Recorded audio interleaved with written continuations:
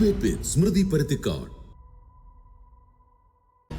ലോക്സഭാ തെരഞ്ഞെടുപ്പ് ലക്ഷ്യം വെച്ച് കഴിഞ്ഞ വർഷം ഇതേ സമയത്ത് മുഖ്യമന്ത്രിയും മന്ത്രിമാരും വടക്കുനിന്ന് തെക്കോട്ടേക്ക് സഞ്ചരിച്ച ജനങ്ങളെ കണ്ട് സങ്കടം കേട്ട് വാങ്ങിയത് 6 ലക്ഷത്തോളം പരാതികളാണ്. ഓരോ മണ്ഡലങ്ങളിലും പറയാനുള്ള രാഷ്ട്രീയമെല്ലാം പറയുകയും ചെയ്തു. കിട്ടാനുള്ള പരാതികളെല്ലാം വാങ്ങി. ഈ മാസം 23-ന് കൊല്ലം ഒന്നാവുകയാണ് യാത്ര തലസ്ഥാനത്തെത്തിയിട്ട്. പരാതികൾ എത്ര പരിഹാരമായി എന്നതിനിപ്പോഴും ചോദ്യചിഹ്നമായി അവശേഷിക്കുന്നുണ്ട്.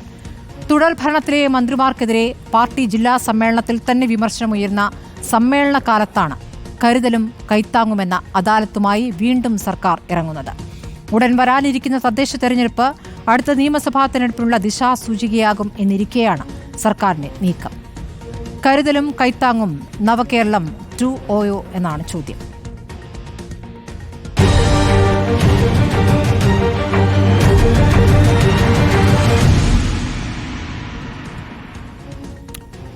ചർച്ചയിൽ CPIMൽ നിന്നും ജെക്സി തോമസ് ആണ്, ലീഗിൽ നിന്നും PK നവാസ്, മാധ്യമപ്രവർത്തകൻ ജോർജ് പൊടിപാറ എന്നിവർ. ആദ്യം PK നവാസിലേക്കാണ്. PK നവാസ്, ഇപ്പോൾ കരുതലും കൈത്താങ്ങും അദാലത്ത് തുടങ്ങിയിരിക്കുകയാണ്. അദാലത്തിനെ എങ്ങനെയാണ് പ്രതിപക്ഷം കാണുന്നത്?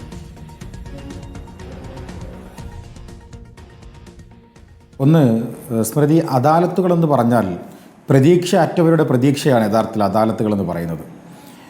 നമുക്കറിയാം, ലോക്കൽ ബോഡി ഗവൺമെൻറ്റുകളുണ്ട്.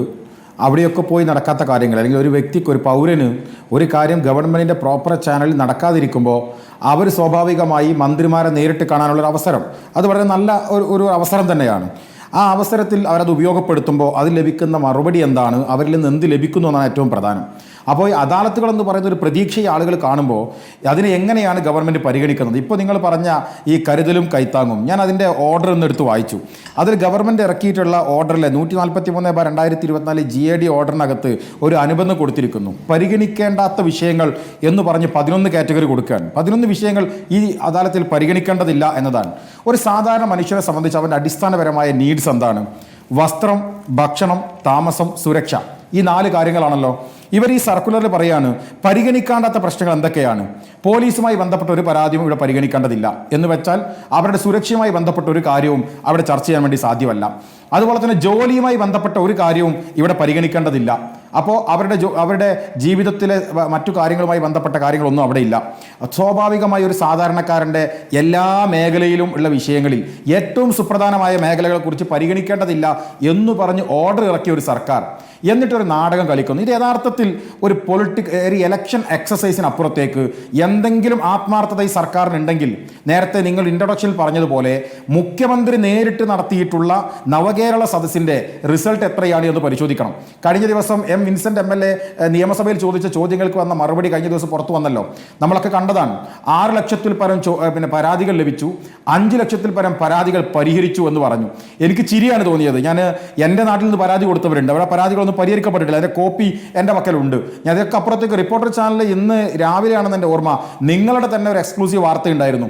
പരാതി കൊടുത്ത ആളുകളെ പോയി കണ്ട് സംസാരിക്കുമ്പോൾ പരിഹരിച്ചു എന്ന് പറയുന്നവരോട് ചോദിക്കുമ്പോൾ അത് പരിഹരിച്ചിട്ടില്ലെന്ന് അവർ പറയാണ്. അപ്പൊ അതെ, ലൈവത്തോണിൽ തീർച്ചയായും അല്ല, ഇത് സ്വാഭാവികമാണ്. ഈ പരിഹരിച്ചു എന്ന് പറഞ്ഞ് നിയമസഭക്കകത്ത് 5 ലക്ഷത്തിൽ പരം പരാതികൾ പരിഹരിച്ചു എന്ന് പറഞ്ഞ വസ്തുത ഞങ്ങൾ അന്വേഷിച്ചു. അപ്പോൾ എന്താ വസ്തുത എന്താണ്? ഗവൺമെന്റ് കിട്ടിയ ഒരു പരാതി, ആ പരാതിയിൽ പറയുന്നത് എൻ്റെ വീടിന് നമ്പർ ഇടാൻ പ്രയാസമുണ്ട്, ഇന്ന കാരണത്താൽ, അതുകൊണ്ട് പരിഹരിച്ചു തരണം. അതാണ് മുഖ്യമന്ത്രിയോട് പറഞ്ഞത്. അതിനെന്താ മറുപടി? പരിഹരിച്ചു എന്ന് പറഞ്ഞ മറുപടി എന്താണെന്നറിയോ? അത് പഞ്ചായത്ത് ഓഫീസിൽ ഇന്ന ഫോം വഴി നിങ്ങൾ അപേക്ഷിച്ചാൽ പരിഹരിക്കപ്പെടുന്നതാണ്. ഇതാണ് മുഖ്യമന്ത്രിയുടെ പരിഹാരം. ഇതാണ് നവകേരള സദസ്സിലെ പരിഹാരം.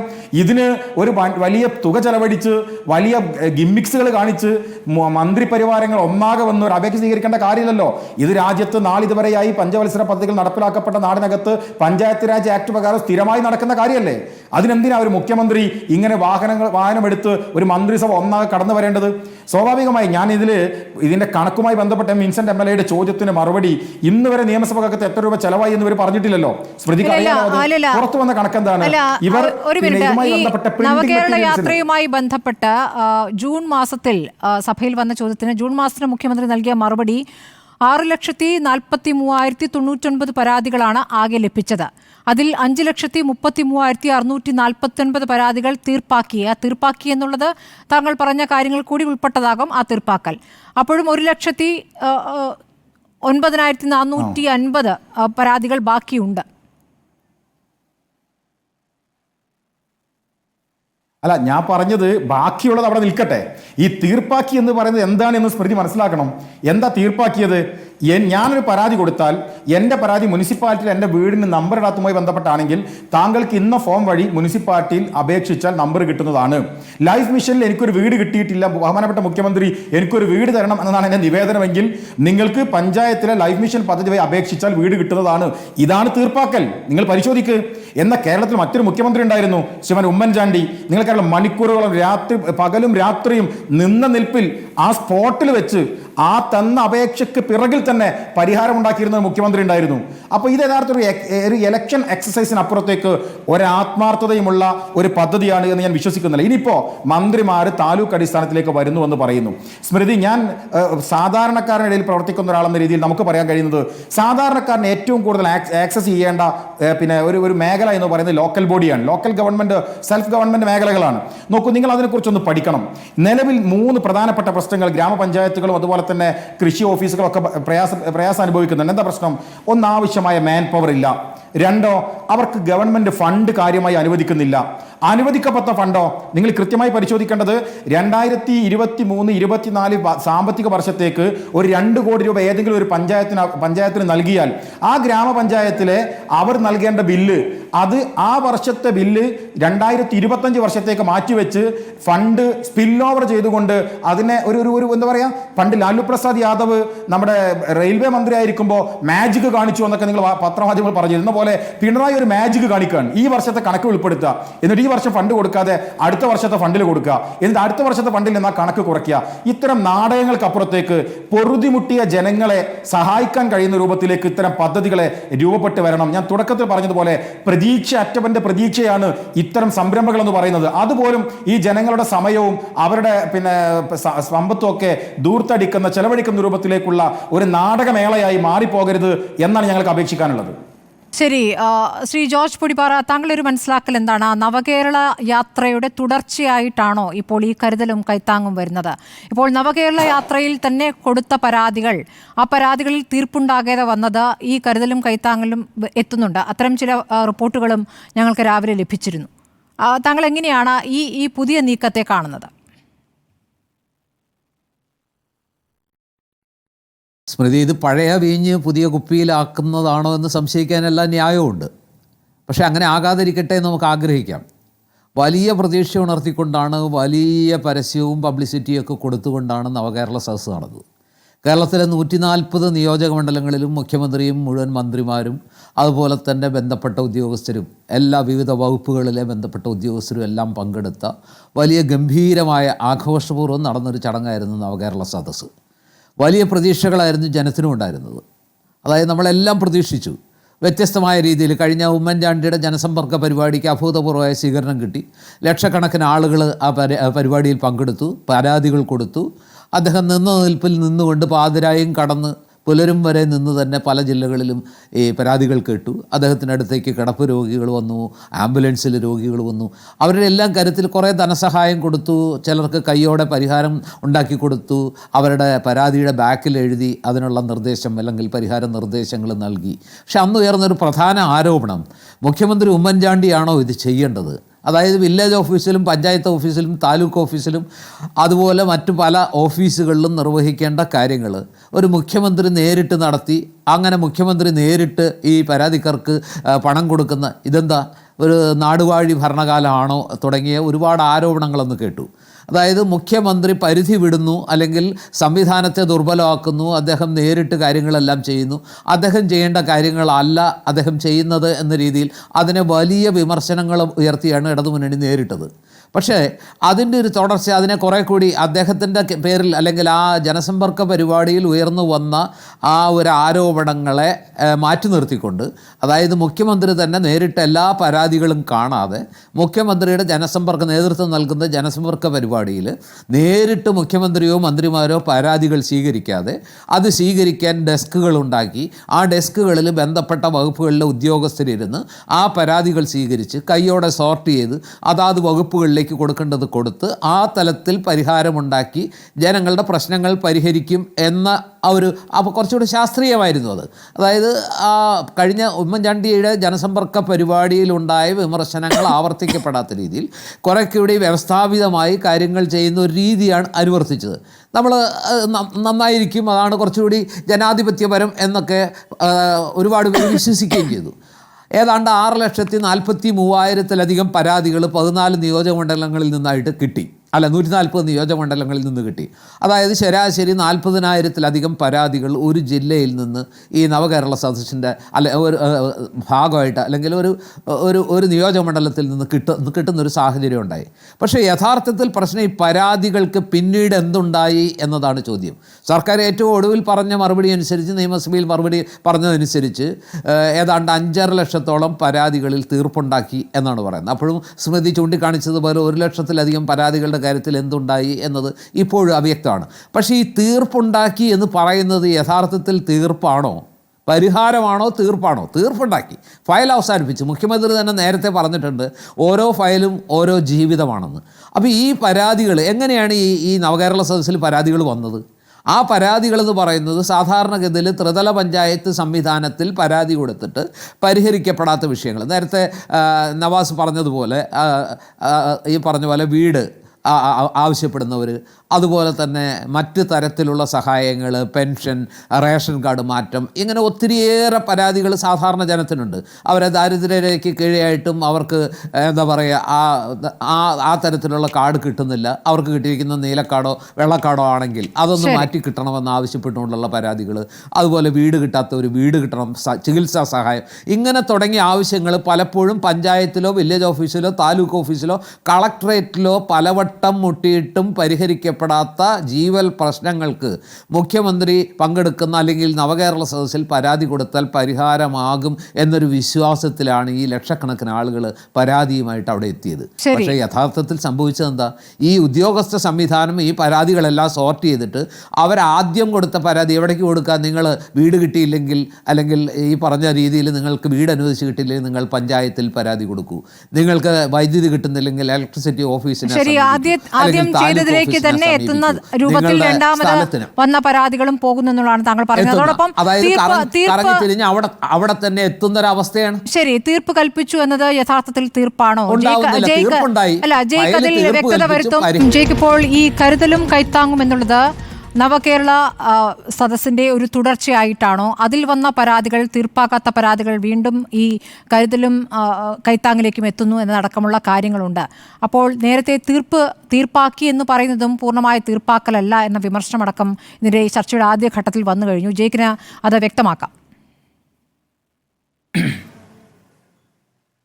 തീർച്ചയായിട്ടും ഈ അദാലത്തിൻ്റെ ഇത്തവണത്തെയും സംസ്ഥാന ഉദ്ഘാടനം നിർവഹിച്ചുകൊണ്ട് മുഖ്യമന്ത്രി കേരളത്തിന് ചിരപരിചിതമായ എന്നാൽ നമ്മുടെ അനുഭവങ്ങളിൽ അല്പം അസാധാരണമായ അദ്ദേഹത്തിൻ്റെ പഴയൊരു വാചകം ആവർത്തിക്കുകയുണ്ടായി. ആ വാചകം നമ്മൾ പലതവണ ചർച്ച ചെയ്തിട്ടുള്ളതാണ്. ആ അനുഭവം സംശയമേതുമില്ല ഓരോ ജീവിതവും ഫയലുകളിലുണ്ട് എന്നുള്ളത്, ഓരോ ഫയലും ഓരോ ജീവിതമാണ് എന്നുള്ള അദ്ദേഹത്തിൻ്റെ പഴയ സെക്രട്ടേറിയറ്റ് എംപ്ലോയീസിനായിട്ടുള്ള സംഘടനാ പരിപാടിയിൽ അദ്ദേഹത്തിൻ്റെ പ്രതികരണമായിരുന്നു. ആ പ്രതികരണം അദ്ദേഹം ഇത്തവണത്തെയും അദാലത്തിൻ്റെ ഉദ്ഘാടന വേളയിൽ ആവർത്തിച്ചു. എന്നിട്ട് പറഞ്ഞതെന്താണ്? എല്ലായ്പ്പോഴും കേരളത്തിലെ ജനപ്രതിനിധികളുടെയും ഭരണസാരഥ്യത്തിൻ്റെ പ്രതീകമായുള്ളവരുടെയും അടുത്തേക്ക് സാധാരണക്കാരും നിസ്സുരമായ ജനങ്ങൾക്ക് എല്ലായ്പ്പോഴും എത്താൻ കഴിയണമെന്നില്ല. അപ്പോൾ ഗവൺമെൻറ് അവർക്കരികിലേക്ക് എത്തണം. ഓരോ ഗ്രാമനഗരാന്തരങ്ങളിലും ഓരോ താലൂക്കിലും ഗവൺമെൻറ് എത്തി അവരുടെ നേരിട്ടുള്ള ആകുലതകൾ പരമാവധി കേട്ട് പരിഹരിക്കാനുള്ള ശ്രമം എല്ലായ്പ്പോഴും ഇടതടവില്ലാതെ തുടർന്നുകൊണ്ടേയിരിക്കണം. ഞാൻ ചർച്ചയിൽ പ്രസക്തമായ ചില ഭാഗങ്ങൾ മാത്രമാണ് കേൾക്കാൻ വേണ്ടി കഴിഞ്ഞത്. നവകേരള സദസ്സിനെ സംബന്ധിച്ചുള്ള കണക്ക് ഇവിടെ ഇതിനോടകം വിശദീകരിക്കപ്പെട്ടിട്ടുണ്ടാകും. 6,33,287 പരാതികൾ സമർപ്പിക്കപ്പെട്ടപ്പോൾ 6,07,156 പരാതികൾ അതിനോടകം പരിഹാരം കാണാൻ വേണ്ടി കഴിഞ്ഞിട്ടുള്ളൂ. പരിഹാര ശ്രമങ്ങൾ നടന്നുകൊണ്ടിരിക്കുന്നത് 34,089 പരാതികൾക്കാണ്. 1877 പരാതികൾ പെൻഡിംഗ് ആയി നിൽക്കുന്നുമുണ്ട്. ഇതായിരുന്നു സദസ്സിന്റെ അനുഭവം. ഈ അനുഭവത്തെക്കുറിച്ച് പറയുമ്പോൾ ഞാൻ കേട്ടു, നമ്മുടെ ചർച്ചയിൽ പങ്കെടുക്കുന്ന സഹപാനലിസ്റ്റ് ചോദിച്ചു, എത്ര എണ്ണം പൂർണ്ണമായി ഫലപ്രാപ്തിയോടുകൂടെ എത്ര എണ്ണം പരിഹരിക്കാൻ കഴിഞ്ഞു? ഫയൽ ക്ലോസ് ചെയ്ത എണ്ണമല്ലേ ഞാൻ പറയുന്നത്. അതിന്റെ സൂക്ഷ്മതകളുള്ള ഇന്നലത്തെയും ഇന്നത്തെയും അനുഭവങ്ങളിലേക്ക് പോകണോ? എല്ലാ മാധ്യമങ്ങളും ഒരേപോലെ വാർത്തയാക്കിയിട്ടില്ല എന്ന വിമർശനം എല്ലായ്പ്പോഴും ഉള്ളതുപോലെ ഞാൻ ഇപ്പോഴും ആവർത്തിക്കുന്നു. ഇന്നു മാത്രമുണ്ടായ അനുഭവം എന്താണ്? ഞാൻ പറയുന്നു, ഇന്നലെയാണ് പാലായിലെ മീനച്ചിൽ താലൂക്കിൽ ഗവൺമെന്റിന്റെ നേതൃത്വത്തിലുള്ള അദാലത്ത് നടന്നത്. ഉണ്ടായ അനുഭവം എന്താണ്? 267 പരാതി ലഭിക്കുന്നു. 166 പരാതി തൽക്ഷണം തീർപ്പാക്കുന്നു. ആ തീർപ്പാക്കിയതിൽ നമ്മൾ കണ്ടത് എന്താണ്? 30 വർഷമായി ഭിന്നശേഷിക്കാരനായ ND ജോർജ്, അദ്ദേഹം 30 വർഷമായി പല കാലയളവുകളിൽ അങ്ങ് സൂചിപ്പിച്ച ജനങ്ങളിലേക്ക് ഇറങ്ങിച്ചെല്ലുന്ന മഹാന്മാരായ ഭരണാധികാരികളൊക്കെ ഉള്ള കാലയളവിലും അദ്ദേഹം ചലനമറ്റ് കിടക്കുകയാണ്. അദ്ദേഹത്തിന് പ്രത്യേക സംവിധാനത്തോടു കൂടെയുള്ള ഭിന്നശേഷിക്കാർക്കുള്ള വണ്ടിയാണ് അദ്ദേഹത്തിന്റെ ആവശ്യം. ലോട്ടറി കച്ചവടം നടത്തി ഉപജീവനം നടത്തുന്നതാണ് അദ്ദേഹത്തിന്റെ തൊഴിൽ. എന്താണ് ചെയ്തത്? 3-ാം മിനിറ്റിൽ പാലായിലെ ND ജോർജ് ഭിന്നശേഷിക്കാർക്കുള്ള വാഹനത്തിന്റെ ഉടമയാകാൻ പോകുന്ന സർട്ടിഫിക്കറ്റും ഉത്തരവും ആ അദാലത്തിൽ കൈമാറി. എത്ര ആളുകളുണ്ട്? ഈ അദാലത്തിന്റെ ഉദ്ഘാടനം ആങ്കർ ശ്രദ്ധിച്ചിട്ടുണ്ടോ എന്ന് എനിക്കറിയില്ല. എത്ര നമ്മുടെ DPI ഓഫീസിൽ പാർട്ട് ടൈം സ്വീപ്പറായി ജോലി ചെയ്തുകൊണ്ടിരുന്ന ഒരു ജയകുമാർ, ഒരു ബേബിയുടെ മകൻ ജയകുമാർ, അദ്ദേഹം കൂലിപ്പണിക്കാരനാണ്. അദ്ദേഹം 9-ലധികം വർഷമായി അദ്ദേഹത്തിന്റെ പിതാവ് മരണപ്പെട്ട കാലം മുതൽ ആശ്രിതനാണ് എന്നതിന്റെ സർട്ടിഫിക്കറ്റിന് വേണ്ടി അലഞ്ഞു നടക്കുകയാണ്. എന്തുകൊണ്ടാണ്? ആശ്രിത നിയമനത്തിന് അദ്ദേഹത്തിന് അപേക്ഷിക്കാൻ കഴിയും. അങ്ങ് മനസ്സിലാക്കേണ്ടത്, DPI ഓഫീസിൽ പാർട്ട് ടൈം സ്വീപ്പറായി തൂപ്പുകാരനായി ജോലി ചെയ്തുകൊണ്ടിരുന്ന ആളുടെ മകൻ ഒരു പതിറ്റാണ്ടോളമായി ആശ്രിത നിയമനത്തിന്റെ സർട്ടിഫിക്കറ്റിനായി ആശ്രിതനാണ് എന്ന സാക്ഷി സർട്ടിഫിക്കറ്റ് കിട്ടാതെ നടന്നലഞ്ഞപ്പോൾ അദ്ദേഹത്തിന് ആ സർട്ടിഫിക്കറ്റ് കൈമാറിക്കൊണ്ടാണ് ബഹുമാനപ്പെട്ട സഹപാനലിസ്റ്റുകളെ നമ്മുടെ മുഖ്യമന്ത്രി അദാലത്ത് ഉദ്ഘാടനം ചെയ്തത്. ഇന്നലെ പത്തനംതിട്ടയിൽ മല്ലപ്പള്ളിയിൽ വിധവയായി മകൻ മാത്രമുള്ള ഒരു സ്ത്രീ എത്രയോ വർഷത്തിലധികമായി കെട്ടിട നമ്പർ ഇട്ടുക ചെറിയ കാര്യമാണ്. ഇവരൊക്കെ സാധാരണക്കാരാണ്, സമൂഹത്തിലെ ഏറ്റവും അധസ്ഥിതരാണ്. 3-ാം മിനിറ്റിൽ ആരോഗ്യമന്ത്രിയുടെ നേതൃത്വത്തിൽ നടത്തപ്പെട്ട അദാലത്തിൽ പരിഹാരമായില്ലേ? നാദാപുരത്തും അതേപോലെ തന്നെ താമരശ്ശേരിയിലും നടത്തപ്പെട്ട അദാലത്തുകളിൽ കേരളത്തിന്റെ പൊതുമരാമത്ത് മന്ത്രി ആശ്രിതരായി ഭിന്നശേഷിക്കാരുടെ അടുത്തേക്ക് പോയി അവരുടെ ആവശ്യം കേട്ട് 3-ലധികം വരുന്ന ആളുകൾക്ക്, ഞാൻ മനസ്സിലാക്കുന്നു നാദാപുരത്ത് അശോകൻ ഉൾപ്പെടെയുള്ള 3-ലധികം വരുന്ന ആളുകൾക്ക് ഭിന്നശേഷി വിഭാഗത്തിന് പ്രത്യേകമുള്ള വണ്ടി അനുവദിക്കുന്നതിന് തയ്യാറായില്ലേ? ഒറ്റക്കാരോട് പറഞ്ഞ് അവസാനിപ്പിക്കുന്നു.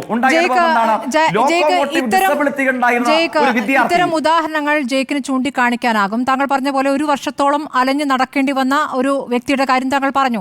അപ്പോൾ അങ്ങനെ അലഞ്ഞു നടക്കേണ്ടി വരുന്ന ഒരു അവസ്ഥ ഏത് സംവിധാനത്തിന്റെ വീഴ്ചയാണ്? എല്ലായിടത്തും മുഖ്യമന്ത്രി നേരിട്ട് പോയി പരിഹരിക്കുക എന്നുള്ളത് എത്രത്തോളം പ്രായോഗികമാണ്?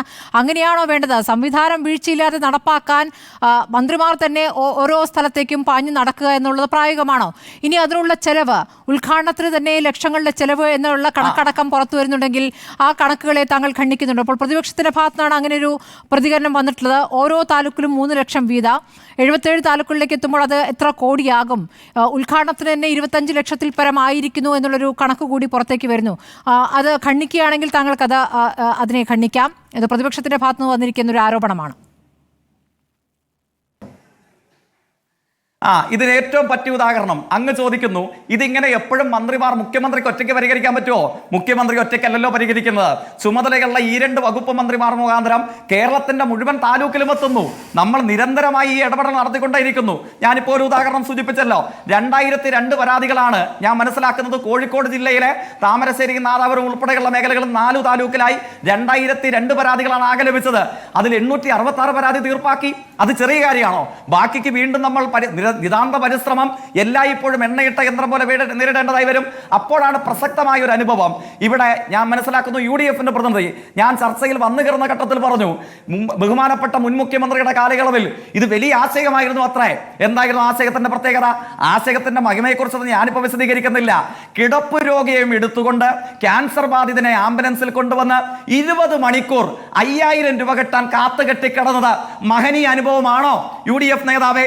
അങ്ങനെ മുഖ്യമന്ത്രി ക്യാൻസർ രോഗിയുടെ മരുന്ന് ചീട്ട് വാങ്ങി അന്നത്തെ ലീഗിന്റെ നേതാവ്, പ്രമുഖനായ കേരള സർക്കാരിന്റെ പോക്കറ്റ് ഫീ കൊണ്ട് പഠിച്ചു വന്ന ലീഗിന്റെ മുൻ മന്ത്രിയുടെ മകൻ ആകാശത്തേക്ക് എക്സ്റേ നോക്കിയിട്ട് 8000 രൂപ 5000 രാജാവിന്റെ ദാനം പോലെ കൊടുക്കേണ്ട ഏർപ്പാടാണോ? നിങ്ങൾ പറഞ്ഞ ആ CMDRF ഉണ്ടല്ലോ, ഒരു ഓഫീസിലും പോകാതെ അക്ഷയ കേന്ദ്രം വഴി മാത്രം അപേക്ഷ സ്വീകരിച്ച് ഇപ്പൊ കേരളത്തിൽ കൊടുത്ത തുക എത്രയാണെന്നറിയാമോ? നിങ്ങൾ 20 മണിക്കൂർ നേരം ക്യാൻസർ രോഗികളെയും വൃക്ക രോഗികളെയും വെയിലത്തിരുത്തി 5000 കൊടുത്തപ്പോ 5000 കോടിക്ക് മേലെയാണ് വില്ലേജ് ഓഫീസ് വേണ്ട, അക്ഷയ കേന്ദ്രം മതി മാത്രം അപേക്ഷിക്കുമ്പോൾ, അതായത് ജനങ്ങൾ അവരുടെ വീടിന്റെ പ്രദേശത്ത് അരികിലുള്ള ഓഫീസിൽ പോയി അപേക്ഷിക്കുമ്പോൾ കേരളം കൊടുത്തത്. ഭരണമെന്ന് പറയുന്നത് അവരുടെ അടുത്ത് എത്തിക്കുന്നത് എങ്ങനെയാണെന്ന് കണ്ടു പഠിക്കണം ഈ ഗവൺമെന്റിനെ കണ്ടിട്ട്. അല്ലാതെ വെറുതെ നിങ്ങൾ അന്ന് അപകസിച്ചു, ഇന്ന് ഞങ്ങൾ പകർത്തിയില്ലേ. നിങ്ങൾ ഒറ്റ കാര്യം ചെയ്താൽ മതി. മുഖ്യമന്ത്രിയുടെ ദുരിതാശ്വാസ നിധി 2011-16 UDF എത്ര കൊടുത്തു, 2016-21 LDF എത്ര കൊടുത്തു? അതാണ് ഭരണ സംവിധാനത്തിലെ മാറ്റം. ആ മാറ്റത്തിന്റെ പ്രതീകമാണ് കേരളത്തിലെ ഇടതുപക്ഷം. അത് പറയുമ്പോൾ കുശുമ്പ് തോന്നിയിട്ട് കാര്യമില്ല. ഞങ്ങൾ ഈ പ്രക്രിയ ഇനിയും നടത്തും. റേഷൻ കാർഡ് ഇല്ലാത്തവർക്ക്, കെട്ടിട നമ്പർ ഇല്ലാത്തവർക്ക്, വിധവകൾക്ക്, ഭിന്നശേഷിക്കാർക്ക്, മറ്റ് അതിദരിദ്ര നിർമ്മാർജ്ജനത്തിന്റെ ഭാഗമായി ആരോരും നോക്കാനില്ലാത്തവർക്ക് അവരെയൊക്കെ ഞങ്ങൾ ഏറ്റെടുക്കും. ഇതിന്റെ ഉദ്ഘാടനത്തിന് 25,85,000 രൂപ ആയിട്ടുണ്ടോ? ഈ കരുതലും കൈത്താങ്ങും ഉദ്ഘാടന പരിപാടിക്ക് അത്രയ്ക്കൊക്കെ ഉദ്ഘാടന പരിപാടിക്ക് മാത്രമായി ചെലവാകുമോ? എൻ്റെ അറിവിൽ ആധികാരികമായി എനിക്ക് പറയാനുള്ള രേഖ എൻ്റെ കയ്യിലില്ല. പക്ഷേ എൻ്റെ അറിവിൽ അത്തരം ഒരു യോഗത്തിൻ്റെ മാത്രം ഉദ്ഘാടനത്തിന് 25 ലക്ഷമായിട്ടുണ്ട് എന്നുള്ളത് കണക്ക് അവിശ്വാസമാണ് എന്നുള്ളതാണ് എനിക്ക് പറയാനുള്ളത്. സംസ്ഥാനതല ഉദ്ഘാടനത്തിന്റെ ചിലവായിട്ട് പുറത്തു വന്ന തുകയാണ് ഇത്. ഞാൻ പറഞ്ഞു, ഇപ്പോൾ ആധികാരികമായി അതിനെ കണ്ടിക്കാനുള്ള രേഖ എൻ്റെ കയ്യിലില്ല. പക്ഷേ അങ്ങയുടെ വാർത്ത ഇപ്പോൾ ഞാൻ കേൾക്കുക മാത്രമാണ്. അത്തരമൊരു വാർത്തയും ഒരു അനുഭവം ഇതുവരെ എൻ്റെ ശ്രദ്ധയിൽ വന്നിട്ടില്ല. ശരി, ഇത് പ്രതിപക്ഷം ഉന്നയിക്കുന്ന ഒരു ആരോപണത്തിൽ ഒന്നാണ്. ഇനിയിപ്പോൾ സംസ്ഥാനം കടുത്ത സാമ്പത്തിക പ്രതിസന്ധിയിലൂടെ കടന്നു പോവുകയാണ്. കേന്ദ്രം ഒരു തരത്തിലും നമുക്ക് അർഹതപ്പെട്ടതുപോലും തരാത്തൊരു സാഹചര്യം ഇവിടെ നിൽക്കുന്നു. അതിനിടയ്ക്കാണ് മന്ത്രിമാർ തന്നെ അദാലത്തുകൾ നടത്താനായി ജില്ലകളിലേക്ക് പോകുന്നത്. മന്ത്രിമാർ തന്നെ ഈ സംവിധാനമാകെ മന്ത്രിമാർ നടത്തിക്കൊണ്ടുപോവുക എന്ന് പറയുന്നത് പ്രായോഗികമാണോ എന്നും ചോദിച്ചു. മുഖ്യമന്ത്രി ആയാലും മന്ത്രിമാരായാലും അങ്ങനെയാണോ നടപ്പാക്കേണ്ടത്? ആ സംവിധാനം കൃത്യമായി നടപ്പാകുന്നില്ലെങ്കിൽ അത് ആരുടെ വീഴ്ചയാണ്? 1 വർഷവും 2 വർഷവും ഒക്കെ ആളുകൾക്ക് ഓഫീസുകൾ കയറി ഇറങ്ങേണ്ട സാഹചര്യം ഉണ്ടാകുന്നുണ്ടെങ്കിൽ അതിന് ഉത്തരവാദികൾ ആരാണ്? ഇനിയിപ്പോൾ താങ്കൾ തീർപ്പായി എന്ന് പറയുന്ന കാര്യങ്ങൾ തന്നെ മുഴുവൻ തീർപ്പായതല്ല എന്നൊരു പരാതി കൂടിയുണ്ട്. ഇന്ന് രാവിലെ ഞങ്ങൾ ഈ വിഷയത്തിൽ ഒരു ലൈവാത്തോൺ നടത്തിയിരുന്നു.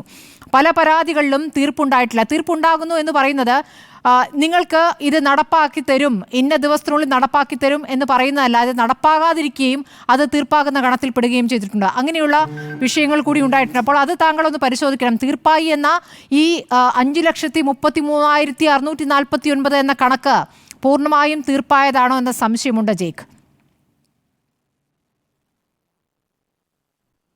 തീർച്ചയായിട്ടും ഞാൻ പറയട്ടെ, നമുക്കെല്ലാവർക്കും ഒത്തൊരുമിച്ച് ശ്രമിക്കാന്നേ.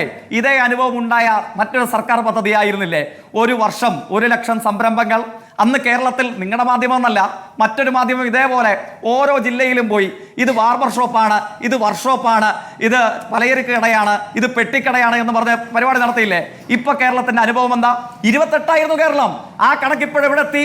BJP-കാരനായ കേന്ദ്രമന്ത്രി ഈ വർഷം ആങ്കർ മനസ്സിലാക്കേണ്ടത് നമ്മുടെയൊക്കെ നാടിനെ സംബന്ധിച്ച് കേരളത്തിന് പുറകിലൊരു സംസ്ഥാനം ഉണ്ടായിരുന്നില്ല. ഇപ്പോഴോ കേരളത്തിന് മുമ്പിലൊരു സംസ്ഥാനം ഇല്ല. നമ്മളെ 1ാം സ്ഥാനത്ത്. പെട്ടിക്കടയും ബാർബർ ഷോപ്പും എന്ന് പറഞ്ഞ് ഇതേപോലെ കണക്കെടുത്ത് പരിഹാരമായില്ല, കയ്യിൽ കിട്ടിയില്ല, കള്ളക്കണക്കെന്ന് പറഞ്ഞ് അപകസിച്ചതാ. ഇപ്പോഴെവിടെത്തി? കേരളം 1ാം സ്ഥാനത്താണ്. UDF 28 ആക്കിയതാ. അതേ അനുഭവം തന്നെയല്ലേ പരാതികൾക്കകത്ത്. ഞാൻ ചോദിക്കുന്നോട്ടെ, ഇപ്പോൾ 3ഓ 4ഓ ഇടങ്ങളിൽ ND ജോർജിന്റെ അനുഭവം പറഞ്ഞു, ലോക്കോമോട്ടീവ് ഡിസബിലിറ്റി ബാധിച്ച വിദ്യാർത്ഥിയുടെ അനുഭവം പറഞ്ഞു, വിധവയായ മല്ലപ്പള്ളിയിലെ സ്ത്രീയുടെ അനുഭവം പറഞ്ഞു. അവർക്ക് ഭിന്നശേഷിക്കാർക്കുള്ള പ്രത്യേകം വാഹനങ്ങൾ കൊടുക്കണം. ആ വാഹനവുമായിട്ട് വന്ന് അദാലത്ത് നടത്താൻ കഴിയുമോ? അവർക്ക് എത്രയും വേഗം അതത് തദ്ദേശ സ്ഥാപനങ്ങൾ അല്ലെങ്കിൽ ബന്ധപ്പെട്ട ഉദ്യോഗസ്ഥ വൃന്ദം അതുവഴിയായി സർക്കാർ ഉത്തരവ് കൈമാറുകയാണ്. ആ ഉത്തരവ് നിശ്ചിത സമയത്തുള്ള നടപ്പിലാക്കപ്പെടും. 99.99% നടപ്പിലാക്കപ്പെടും. ഏതെങ്കിലും ഒന്നിൽ പോരായ്മയുണ്ടായാൽ നിങ്ങളടക്കം നമ്മളടക്കമുള്ള പൊതുജന സേവകരായിട്ടുള്ള വിസിൽ ബോളേഴ്സും അതേപോലെ തന്നെ മാധ്യമ പ്രവർത്തകരും രാഷ്ട്രീയ പ്രസ്ഥാനങ്ങളും പ്രതിപക്ഷവും ഒക്കെ അടങ്ങുന്നവർക്ക് ചൂണ്ടിക്കാണിക്കാം. യുദ്ധകാലാടിസ്ഥാനത്തിൽ പരിഹരിക്കപ്പെടും. അങ്ങനെയല്ലേ നമ്മളൊരു സംവിധാനത്തെ പരാഗതിരഹിതമായി വിജയകരമായി മാറ്റുന്നത്? ശരി, സംവിധാനത്തെ അങ്ങനെ നമ്മൾ ഒത്തൊരുമിച്ച് നടപ്പാക്കിയാൽ സംവിധാനം നന്നായി പ്രവർത്തിക്കുമോ? അങ്ങനെയെങ്കിൽ എന്നേ പ്രവർത്തിക്കേണ്ടതാണ്. നവാസിന് മറുപടി പറയാൻ നവാസ് മറുപടി നൽകാം.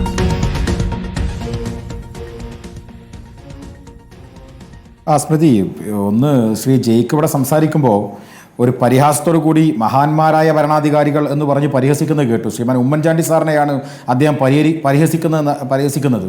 ഞാൻ പറയട്ടെ, കേരളത്തിൽ ഇത്രയേറെ ജനകീയമായ പദ്ധതികൾ നടപ്പിലാക്കിയ, പ്രത്യേകിച്ച് കാരുണ്യ പദ്ധതികൾ നടപ്പിലാക്കിയ ഒരു മുഖ്യമന്ത്രി കേരളത്തിൻ്റെ ചരിത്രത്തിൽ ഇന്നേവരെ ഉണ്ടായിട്ടില്ല. അങ്ങനെ ഒരാളെയാണ് നിങ്ങൾ ഇത്ര പരിഹാസത്തോടു കൂടി പറയുന്നത്. അതിൽ പ്രതിഷേധം ഞാൻ രേഖപ്പെടുത്താണ്. ഇനി അദ്ദേഹം പറഞ്ഞ കാര്യമുണ്ട്. അദ്ദേഹം ഇവിടെ ഒരു 5 മിനിറ്റ് സ്മൃതി സമയം കൊടുത്തു.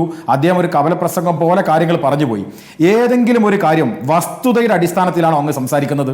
അങ്ങ് ഏതൊക്കെയോ കണക്ക് പറയുന്നു, ഏതൊക്കെയോ പേര് പറയുന്നു. അവസാനം സ്മൃതി ചോദിച്ചല്ലോ, ഉദ്ഘാടന ചടങ്ങിന് 25,80,000 രൂപ. അതെന്തിനാ ഉദ്ഘാടന ചടങ്ങിന് 25,80,000 രൂപ? കോഴിക്കോട് ബീച്ചിൽ സമ്മേളനം നടത്താൻ, CPM-ന്റെ പാർട്ടി സമ്മേളനത്തിൽ സാധാരണ സമ്മേളനം നടത്താൻ ഇത്ര വലിയ തുകയുടെ ആവശ്യമുണ്ടോ? ഇത് സർക്കുലർ വളരെ കൃത്യമായി ഉണ്ടല്ലോ. ഉത്തരവിന്റെ കോപ്പി നമ്മുടെ കയ്യിലില്ലേ? 25,80,000 രൂപ അതിനുവേണ്ടി ബഹിർത്തി വെച്ചിരിക്കുന്നു എന്ന് പറഞ്ഞ രേഖയുണ്ട്. അപ്പൊ പറയാണ് ഞാൻ അങ്ങനെ രേഖ ഒന്നും കണ്ടിട്ടില്ല എന്ന്. രേഖയുടെ അടിസ്ഥാനത്തിൽ സംസാരിക്കാം. ഇനിയിപ്പോൾ ഇവിടെ പറഞ്ഞല്ലോ പരാതികൾ ഞങ്ങൾ തീർത്തു എന്ന്. ഞാൻ ഇവർ തീർത്തൊരു പരാതി ഞാൻ വായിക്കാം. ഞാൻ ഇന്ന് എൻ്റെ ജില്ലയിൽ നിന്നൊരു പരാതി കളക്ട് ചെയ്തതാണ്. സെക്കീന എന്ന് പറയുന്ന ഒരു അപ്ലിക്കൻ്റാണ്.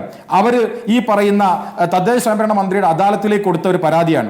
ആ പരാതിയിലെ ശുപാർശ ഇങ്ങനെയാണ്. അവരുടെ വിഷയം ഇതാണ്: അപേക്ഷ ഭൂമി ഡാറ്റാ ബാങ്കിൽ ഉൾപ്പെട്ടതാണ്, തരം മാറ്റാൻ ഫോറം 5 കൊടുത്തു, അത് ഇവർ ലഭ്യമായിട്ടില്ല, അതിനു വേണ്ടിയുള്ള അപേക്ഷയാണ്. ആ അപേക്ഷയിൽ അതിന് ശുപാർശ, ഇത് തീർപ്പ് കൽപ്പിച്ച അപേക്ഷയാണ്, ഇതിൽ അവർ തന്നെ ഗവൺമെന്റ് ചെയ്ത ശുപാർശയാണ്. പഞ്ചായത്ത് ലൈഫ് ഭവന പദ്ധതി ഗുണഭോക്താവാണ് താങ്കൾ. ഭൂമി ഡാറ്റാ ബാങ്കിൽ നിന്നും നീക്കം ചെയ്യുന്നതിനുള്ള അപേക്ഷ ഫോറം 5 DMR-ക്ക് സമർപ്പിക്കപ്പെട്ടിട്ടുണ്ട്, അത് പരിഹരിക്കപ്പെടും. ഇതാണോ മറുപടി എന്ന് പറയുന്നത്? ഞാൻ പറയുന്ന രേഖ സഹിതമാണ്. നിങ്ങൾ ഔദ്യോഗികമായി നിങ്ങൾ വെബ്സൈറ്റ്, നിങ്ങൾ പറഞ്ഞ അക്ഷയ സെന്റർ വഴി പ്രിന്റ് സഹിതം കിട്ടിയ രേഖയുടെ അടിസ്ഥാനത്തിലാണ് തീർപ്പ് കൽപ്പിക്കപ്പെട്ട ഒന്നാണിത്. എന്താ ഇവരുടെ പ്രശ്നം? ഇവരുടെ പ്രശ്നം വീടിന് ഡാറ്റാ ബാങ്ക് ഉൾപ്പെട്ട ഭൂമിയാണ്, എൻ്റെ വീടിന് നമ്പർ ഇട്ട് തരണം എന്നുള്ളതാണ്. ഫോറം 5 നിങ്ങൾ കൊടുത്തിട്ടുണ്ട്, അത് പരിഹരിക്കപ്പെടുമെന്നതാണ് മറുപടി. പരിഹരിക്കപ്പെടുമെന്ന് പറയുന്നതാണോ മറുപടി? അപ്പൊ ഇത്തരത്തിൽ നിങ്ങൾ വെറുതെ നമ്മൾ സാധാരണ പറയാറുണ്ട്, സംഘപരിവാർ ആളുകൾ സംസാരിക്കുമ്പോൾ ചില കണക്കുകൾ പർവ്വതീകരിച്ച് പറയും. എന്നപോലെ 6 ലക്ഷത്തിൽ പരം അപേക്ഷകൾ ലഭിച്ചു, അതിൽ 30,000 ബാക്കിയുള്ളൂ, ബാക്കിയൊക്കെ തീർത്തു എന്ന് പറയുമ്പോൾ അനുഭവിച്ച ജനങ്ങളുണ്ട് ഈ നാട്ടിൽ. ശ്രീ ജയ്ക്ക് അവരുടെ കയ്യിൽ അനുഭവക്കുറിപ്പുകളുണ്ട്. അതിലൊരു അനുഭവക്കുറിപ്പാണ് ഞാൻ ഈ കാണിച്ചത്. ഒരുപക്ഷെ എനിക്കും നിങ്ങൾക്കും ചാനൽ ചർച്ചയിൽ ഇരുന്ന് തൽക്കാലം ഈ 1 മണിക്കൂറിന്റെയോ അരമണിക്കൂറിന്റെയോ ചർച്ച കടന്നു പോകാൻ വേണ്ടി ഏതെങ്കിലും ചില കണക്കുകൾ, ഒരു ഡാറ്റാ ബേസും ഇല്ലാതെ കണക്കുകൾ പറഞ്ഞു പോകാം. അതല്ലല്ലോ. ഇനി നിങ്ങൾ മനസ്സിലാക്കേണ്ട ഒരു കാര്യം, കഴിഞ്ഞ തവണ ഞാൻ നേരത്തെ പറഞ്ഞു തന്നപ്പോൾ സ്മൃതി ഇടപെട്ടതാണ്. വിൻസെന്റ് MLA ചോദിച്ച ചോദ്യത്തിന്റെ മറുപടി ആ നിയമസഭാ രേഖയിലുണ്ടല്ലോ. എത്ര രൂപ ചെലവഴിച്ചു? മറുപടി ഇതുവരെ പറഞ്ഞില്ലല്ലോ സ്മൃതി. എത്ര രൂപ ചെലവഴിച്ചു എന്ന് പറഞ്ഞില്ല, പക്ഷേ അതിന് പ്രിന്റിംഗ് കോസ്റ്റ് എത്ര വന്നു എന്നതിനെ കുറിച്ച് മറുപടി പറഞ്ഞു. എത്ര പ്രിന്റിംഗ് കോസ്റ്റ്? 9,16,00,000 രൂപ പ്രിന്റിംഗ് കോസ്റ്റ് എന്ന് പറയുന്നു. 1,600 രൂപയാണ് ഒരു സാധാരണക്കാരന് കൊടുക്കുന്ന പെൻഷൻ തുക. ഈ 9,16,00,000 രൂപ എന്ന് പറയുന്ന നവകേരള സദസ്സിന്റെ പ്രിന്റിംഗ് കോസ്റ്റിന്റെ മെറ്റീരിയൽ തുക മാത്രം മതി 1,00,000 പേർക്ക് പെൻഷൻ കൊടുക്കാൻ. 1,00,000 പേർക്ക് പെൻഷൻ കൊടുക്കാൻ. നോക്കൂ, ഞാൻ ഈ നിൽക്കുന്ന മലപ്പുറം ജില്ലയിലെ 6 നിയോജക മണ്ഡലത്തിൽ ഈ പരിപാടി നടത്താൻ വേണ്ടി 1.2 കോടി രൂപ നവകേരള സദസ്സിന് വേണ്ടി ചെലവഴിച്ചിട്ടുണ്ട്. ആ പണം മതി ഇവിടെ വരുന്ന സാധാരണക്കാരന്റെ പ്രശ്നങ്ങൾ പരിഹരിക്കാൻ. അപ്പൊ അതൊന്നുമില്ലാതെ ഞാൻ തുടക്കത്തിൽ പറഞ്ഞ വാചകത്തെ അടിവരയിട്ട് പറയുന്നു. ഒരു ഇലക്ഷൻ എക്സസൈസ് മാത്രമായി ഇതിനെ കാണുകയും ചാനൽ ചർച്ചകളിലോ പൊതുയോഗങ്ങളിലോ വന്ന് ഞങ്ങൾ എന്തോ വലിയ കാര്യം ചെയ്തു എന്ന് പറയുമ്പോൾ ഒരു ഡേറ്റയും ഇല്ലാതെ കണക്കുകൾ മാത്രം പറഞ്ഞു പോകുന്നതിനെതിരെ ശക്തമായ പ്രതിഷേധം രേഖപ്പെടുത്തുന്നു. അതോടൊപ്പം ഒരു കാര്യം കൂടി ചേർത്ത് വെക്കാനുള്ളത്, ഇപ്പൊ നേരത്തെ അദ്ദേഹം പറഞ്ഞു, കഴിഞ്ഞ കാലങ്ങളിൽ വ്യത്യസ്തമായി മുഖ്യമന്ത്രി പറയുന്നു ഓരോ ഫയലുകളും ഓരോ ജീവിതങ്ങളാണ്, അതുകൊണ്ട് ആ ഗൗരവത്തിൽ ഞങ്ങൾ അതിനെ കാണുന്നുവെന്ന് മുഖ്യമന്ത്രി പറഞ്ഞു എന്നാണ് അവർ പറഞ്ഞത്. ഞാൻ പറയുന്നത്, ബഹുമാനപ്പെട്ട ജയ്ക്ക്, നിങ്ങൾ കേരളത്തിലെ എല്ലാ പഞ്ചായത്ത് ഓഫീസുകളും എല്ലാ വില്ലേജ് ഓഫീസുകളും ഒക്കെ നിലവിൽ ഡിജിറ്റലൈസേഷൻ ചെയ്തിട്ടുണ്ടല്ലോ. അതുകൊണ്ട് ഫയലുകൾ കമ്പ്യൂട്ടറിലേക്ക് മാറിയിട്ടുണ്ട്. ഒരു മാറ്റമേ ഉള്ളൂ. ഈ ഉദ്ഘാടനത്തിൽ മുഖ്യമന്ത്രി ഫയലുകളെ കുറിച്ച് പറയുന്നിടത്ത് ഓരോ കമ്പ്യൂട്ടറുകളിലും നിരവധി ജീവിതങ്ങളുണ്ട് എന്ന് പറയുക എന്നല്ലാതെ ഒരു മാറ്റവും ഉണ്ടായിട്ടില്ല. ഇത് വെള്ളാന പോലെ ഇവിടെ അതുപോലെ തന്നെയാണ് കാര്യങ്ങൾ നടക്കുന്നത് എന്ന് അനുഭവസ്ഥരായ ജനങ്ങളിൽ നിന്ന് കേട്ടാണ് ഞങ്ങൾ പ്രതിപക്ഷം ഇതോടൊന്ന് പറയുന്നത്. നിങ്ങൾ പറയുന്നത് നിങ്ങൾക്ക് നിയമസഭാ രേഖ പ്രകാരം 6 ലക്ഷം പരാതി കിട്ടി, അതിൽ ഏകദേശം 30,000 ഒഴികെ ബാക്കി മുഴുവൻ ഞങ്ങൾ തീർത്തു എന്ന് പറയുമ്പോൾ ഒരു രേഖയുടെ അടിസ്ഥാനത്തിലല്ല ശ്രീ ജയ്ക്ക് ഇവിടെ വന്ന് പറയുന്നത്. പക്ഷെ ഞാൻ രേഖ കാണിച്ചുകൊണ്ട് മറുപടി പറയുന്നു. ശരി ജയ്ക്ക്, ഇപ്പോൾ ഈ അദാലത്ത്, പുതിയ അദാലത്തിൽ പല കാര്യങ്ങളും ചോദിക്കാൻ പാടില്ല എന്നൊരു ഉത്തരവ് കൂടി ഉണ്ടല്ലോ. സർക്കാരിൻ്റെ പ്രവർത്തനങ്ങളെക്കുറിച്ചുള്ള നിർദ്ദേശങ്ങളോ അഭിപ്രായങ്ങളോ പാടില്ല. ശരി, അതൊരു ആവശ്യമായി മുന്നോട്ട് വയ്ക്കാൻ പറ്റില്ല എന്ന് വേണമെങ്കിൽ അംഗീകരിക്കാം. വികസന കാര്യങ്ങളെക്കുറിച്ചുള്ള പ്രപ്പോസൽ പാടില്ല. വീടില്ലാത്തവരുടെ പരാതികൾ സ്വീകരിക്കില്ല. ജോലിയുമായോ PSC റാങ്ക് ലിസ്റ്റുകളിൽ നിന്ന് നിയമനം നടത്താത്തതിൻ്റെ വിഷയം ഉന്നയിക്കാനാവില്ല. കർഷകരുടെയോ ദുരിതബാധിതരുടെയോ കടങ്ങൾക്ക് ആശ്വാസമില്ല. പോലീസിന്റെ ഗുണ്ടായസത്തെക്കുറിച്ചോ മയക്കുമരുന്ന് പോലുള്ള സാമൂഹ്യ വിഷയങ്ങളെക്കുറിച്ചോ പരാതി പാടില്ല. ഭൂമിക്ക് പട്ടയം കിട്ടാത്തവർക്ക് പരാതിപ്പെടാൻ അവകാശമില്ല. അർഹതയുണ്ടായിട്ടും ഭൂമി തരം മാറ്റി കിട്ടാത്തതിനെക്കുറിച്ച് പറയരുത്. മുഖ്യമന്ത്രിയുടെ ദുരിതാശ്വാസ നിധിയിൽ നിന്ന് സഹായം ലഭിക്കില്ല. ചികിത്സാ സഹാഭ്യർത്ഥനയുമായി അദാലത്തിലേക്ക് ചെല്ലണ്ട. പിന്നെ എന്തിനാണ് ഈ അദാലത്ത്?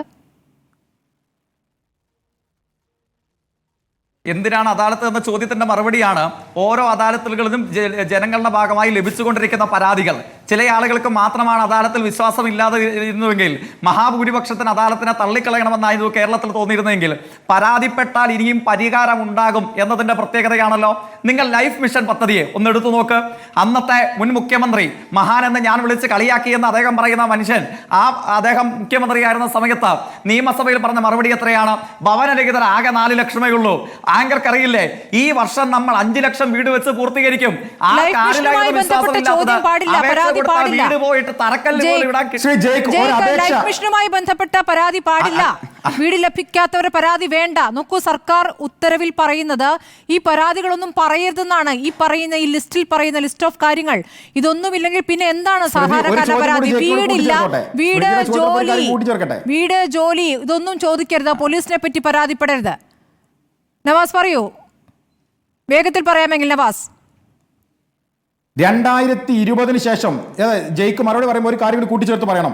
2020 ശേഷം ജയ്ക്ക് ഇന്ന് നമ്മൾ ഇരിക്കുന്ന 2024 ഡിസംബർ മാസം വരെ ഏതെങ്കിലും ഒരു പുതിയ അപേക്ഷ കേരളത്തിൽ ഈ പറയുന്ന ലൈഫ് പദ്ധതിയുടെ പേരിൽ നിങ്ങൾ സ്വീകരിച്ചിട്ടുണ്ടോ? ഒരപേക്ഷ ഒന്ന് മറുപടി പറയാമോ? ശരി ജയ്ക്ക് പറഞ്ഞോളൂ. ഈ ഉത്തരവിന്റെ ഈ ഉത്തരവിൽ പറഞ്ഞിരിക്കുന്ന കാര്യത്തോട് കൂടുതലും പ്രതികരണം. തീർച്ചയായിട്ടും. അല്ല, അതിന്റെ ഭാഗികമായ പ്രതികരണം ഞാൻ നടത്തിയതാണ്. അങ്ങേക്ക് ഇനി ആവശ്യമായിരിക്കും എന്ന് എനിക്കറിയാം, ഞാൻ നടത്തുകയും ചെയ്യാം. നിൽക്കട്ടെ. എന്തായാലും UDF പ്രതിനിധി അദ്ദേഹത്തിന്റെ അവസരത്തിൽ അക്കമിട്ട് ഞാൻ മറുപടി പറഞ്ഞു പോകാം. തുടക്കത്തിൽ അദ്ദേഹം പറയുകയാണ്, അദ്ദേഹം ഡാറ്റ വെച്ചിട്ടാണ് സംസാരിക്കുന്നത്. പിന്നെ മഹാനായ മുൻ മുഖ്യമന്ത്രിയെ ഞാൻ എന്തോ പറഞ്ഞ് മോശമാക്കി പോലും. മഹാനായ മുൻ മുഖ്യമന്ത്രിയുടെ ക്യാബിനറ്റ് ഏറ്റവും ഒടുവിലെടുത്ത തീരുമാനത്ത് ഒരു കടുംപട്ട് ക്യാബിനറ്റ് ആണെന്ന് പറഞ്ഞ ആരാ? ഇപ്പോഴത്തെ പ്രതിപക്ഷ നേതാവല്ലേ? മഹാനെ കടുംവെട്ടുകാരൻ എന്ന് വിളിച്ച പ്രതിപക്ഷ നേതാവിനെ കുറിച്ച് എന്താ UDF പ്രതിനിധിയുടെ അഭിപ്രായം? അദ്ദേഹം ജീവിച്ചിരിക്കുക അദ്ദേഹത്തിന്റെ ചിത്രത്തിൽ റീത്ത് വെച്ചു. എറണാകുളം DCC എന്താ മഹാനായ മുഖ്യമന്ത്രിയുടെ പ്രതിനിധിയായിട്ട് ചർച്ചയിൽ വന്നിരിക്കുന്ന UDF-കാരന്റെ അഭിപ്രായം? അദ്ദേഹം ജീവിച്ചിരിക്കുക അദ്ദേഹത്തിന് മോർച്ചറി പണിതു എറണാകുളത്തെ കോൺഗ്രസ്സുകാര്. മുഖ്യമന്ത്രി എന്ന് UDF പ്രതിനിധി ഇപ്പോഴും കരുതുന്ന ആളെ കുറിച്ച് അഭിപ്രായം അതൊക്കെ അവിടെ കയ്യിൽ വെച്ചാൽ മതി. അദ്ദേഹത്തെ അല്ല, അങ്ങിങ്ങനെ ഇടപെടലില്ല. ഞാനിത് തുടക്കത്തിലാ പറഞ്ഞതാണ്. അങ്ങ് അദ്ദേഹം പറഞ്ഞപ്പോൾ അങ്ങ് ഇടപെട്ടില്ലല്ലോ. അതാണ് ഞാൻ ചോദിച്ചത്. അദ്ദേഹത്തിന്റെ ആരോപണങ്ങൾക്ക് അക്കമിട്ടില്ല മറുപടി പറയുന്നത്. പിന്നെ ഡാറ്റ വെച്ച് സംസാരിച്ചു അല്ലേ? ഡാറ്റ തന്നെ എടുക്കാന്നേ ഞാൻ പറഞ്ഞല്ലോ. 20 മണിക്കൂർ തളർവാദ രോഗിയെ കൊണ്ട് മുഖ്യമന്ത്രിയെ നോക്കിയിരുത്തിയിട്ട് 5000 രൂപ ലഭിക്കുന്നതാണോ ഡാറ്റ? 808 കോടി. ചോദ്യം നമ്പർ 3020. ഞാൻ നേരത്തെ പറഞ്ഞ പോലെ ആങ്കർ എന്താ ഇടപെടാതെ? ഒന്ന് പറ, ഡേറ്റ പറ. നവകേരള സദസ്സിൽ എത്ര രൂപ ചെലവഴിച്ചു? കണക്ക് പറ. UDF-കാരനാണ് ആങ്കറെങ്കിൽ അത് പറഞ്ഞാൽ മതി. ഇല്ല, ഇനി അദ്ദേഹം പറയട്ടെ, ജയ്ക്ക് പറയട്ടെ. അല്ല ഞാൻ ആങ്കർ അപ്പം ഞാനേ ചോദ്യം നമ്പർ 3103 ചോദ്യകർത്താവിന്റെ പേര് നക്ഷത്ര ചിഹ്നമിടാത്ത ചോദ്യം. ചോദ്യകർത്താവിന്റെ പേര് AK ബാലൻ. അന്നത്തെ മുഖ്യമന്ത്രി ഉമ്മൻചാണ്ടി എന്താണ് പറഞ്ഞത്? മഹാനായ മുഖ്യമന്ത്രി 20 മണിക്കൂർ തളർവാദ രോഗിയെ നോക്കിയിട്ടും ക്യാൻസർ രോഗിയുടെ എക്സ്റേ എടുത്ത് ആകാശത്തേക്ക് നോക്കിയ ലീഗിന്റെ നേതാവും കൊടുത്തത് എത്രയാണ്? 5 വർഷം 808 കോടി. ഒരു തളർവാദ രോഗിയെയും നോക്കിക്കിടത്താതെ, ഒരാളുടെയും എക്സ്റേ എടുത്ത് ആകാശത്ത് നോക്കി 5000-ന്റെ ചീട്ടെഴുതി കൊടുക്കാതെ അക്ഷയ കേന്ദ്രം വഴി മാത്രം കേരളത്തിലെ സർക്കാർ കൊടുത്ത എത്രയാണ്? 8404 കോടി. ഡാറ്റ മതിയോ UDF നേതാവേ, ലീഗിന്റെ നേതാവേ? ഒന്ന് പറഞ്ഞേ, ഈ ഡാറ്റ മതിയാകുമോ? 5 വർഷം കൊണ്ട് നിങ്ങൾ 808 കോടി, 8 വർഷം കൊണ്ട് ഞങ്ങൾ അതിന്റെ 10 ഇരട്ടി 8404 കോടി. ഈ ഡാറ്റ വെച്ചിട്ട് കേരളത്തിലെ ജനങ്ങൾ വിലയിരുത്തട്ടെ ഏതാ നല്ല കാലമെന്ന്, ഏതാ മോശം കാലമെന്ന്. പിന്നെ പറഞ്ഞ എത്രയാണ്? ആ ജനസമ്പർക്ക പരിപാടി ഉണ്ടല്ലോ, ക്യാൻസർ രോഗിയും തളർവാദ രോഗിയും 20 മണിക്കൂർ കാത്തുകെട്ടി കടത്തിയ ജനസമ്പർക്ക പരിപാടി. എന്താ ആ ജനസമ്പർക്ക പരിപാടിയുടെ ചെലവെത്രയാ? UDF നേതാവിന് അറിയാവോ? അതേ ചോദ്യത്തിന്റെ ഭാഗമായി ചോദിക്കുന്നു, മുഖ്യമന്ത്രിയുടെ പൊതുജന സമ്പർക്ക പരിപാടിയുടെ നടത്തിപ്പിനായി എത്ര രൂപ ചെലവായി? എത്ര രൂപയാണ്? 20,30,33,807. കോഴിക്കോട് കടപ്പുറത്ത് ലീഗിന് യോഗം നടത്താൻ പൈസ ഇല്ല അല്ലെ? യോഗം നടത്തിയപ്പോൾ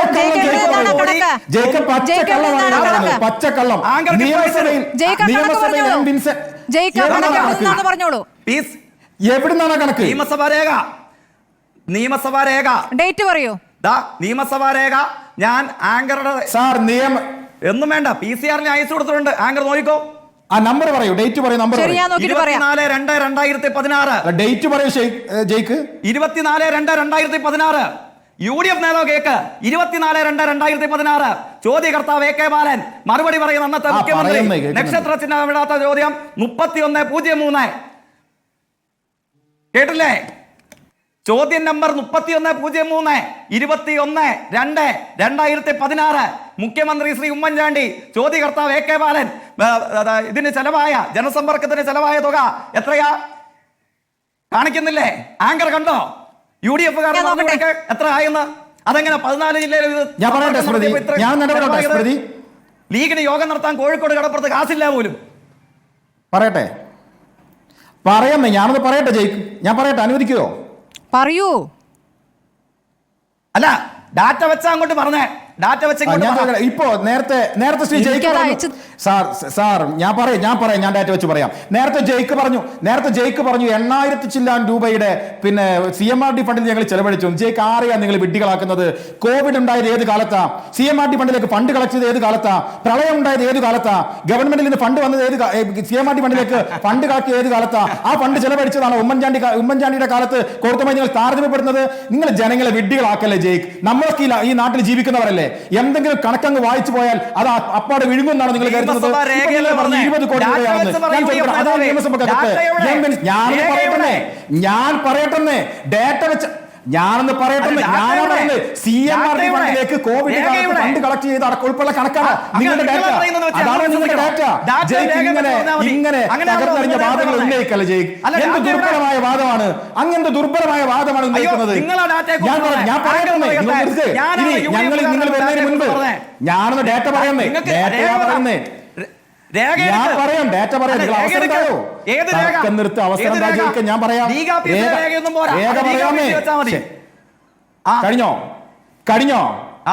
കഴിഞ്ഞോ? ഈഗ ഓഫീസിൽ ഏത് രേഖ വെക്കണം ഞങ്ങൾക്കറിയാം. ഞാൻ പറയാം. CMRD ഫണ്ടിലേക്ക് കോവിഡ് ഫണ്ട് CMRDയിലേക്ക് വന്ന് ഏത് കാലത്താ പറ? നാട്ടുകാർ കാണുന്നുണ്ട് നിങ്ങളുടെ കളവ്. നിങ്ങൾ കള്ളം പറഞ്ഞ് ജനങ്ങളെ പറ്റിക്കുന്ന നാട്ടുകാർ കാണുന്നുണ്ട്. ഞാനൊന്ന് പറയട്ടെ, ജനങ്ങളെ കാണുന്നുണ്ട്. നിങ്ങൾ ഇങ്ങനെ കള്ളത്തിന് പറഞ്ഞു പോകുമ്പോ അത് ജനങ്ങൾ കാണുന്നുണ്ട്. അതേ ഡിസ്ചാർജ് ഫണ്ടിലേക്ക് വരുന്ന പണത്തെക്കുറിച്ച് കോവിഡ് വന്നത് ഉമ്മൻചാണ്ടിയുടെ കാലത്തല്ലല്ലോ, പിണറായിയുടെ കാലത്താണ്. പച്ചക്കള്ളം ജനങ്ങളോട് പറയാ, എന്നിട്ട് ജനങ്ങളെ വെട്ടികളാക്കുക, എന്നിട്ട് അവരെ കവർന്നു പോവുക. എന്ത് കഷ്ടമാണ് ജയിക്കുന്നതൊക്കെ, എന്ത് കഷ്ടമാണ്. ഇനി നിങ്ങൾ പറഞ്ഞു 20 കോടി രൂപ. ഞാൻ ജയിക്കോട് ചോദിക്കട്ടെ, നിങ്ങൾ വരുന്നതിന് മുമ്പ് ഞങ്ങൾ ഇവിടെ ചർച്ച ചെയ്തു, സ്മൃതി ഉൾപ്പെടെ അത് കോട്ട് ചെയ്ത് പറഞ്ഞു. എം വിൻസെന്റ് MLA നിയമസഭയിൽ ചോദിച്ച രേഖകൾ ഞങ്ങൾ ഇവിടെ ചർച്ച ചെയ്തു. 9 കോടി ചില്ലാനം രൂപ നിങ്ങൾ ഈ നവകേരള സദസ്സിന്റെ നോട്ടീസിന് മാത്രം ചെലവഴിച്ചു എന്ന് പറയുന്നു. എന്നിട്ട് പറയാം ആകെ ചെലവായത് 20 കോടിയാണെന്ന്. ആരെയാണ് നിങ്ങൾ വിഡ്ഢികളാക്കുന്നത്? നിങ്ങൾ എന്ത് രേഖയുടെ അടിസ്ഥാനത്തിലാണ് പറയുന്നത്? നിങ്ങളുടെ മൊബൈൽ ഫോണിൽ ഏതെങ്കിലും A4 കാണിച്ച് ഇത് രേഖയാണ് എന്ന് പറഞ്ഞാൽ അത് അപ്പാടെ വിഴുങ്ങി പോകണമോ? അങ്ങനെ വിഴുങ്ങിയിട്ടാണ് ഞങ്ങൾ പോകേണ്ടത്.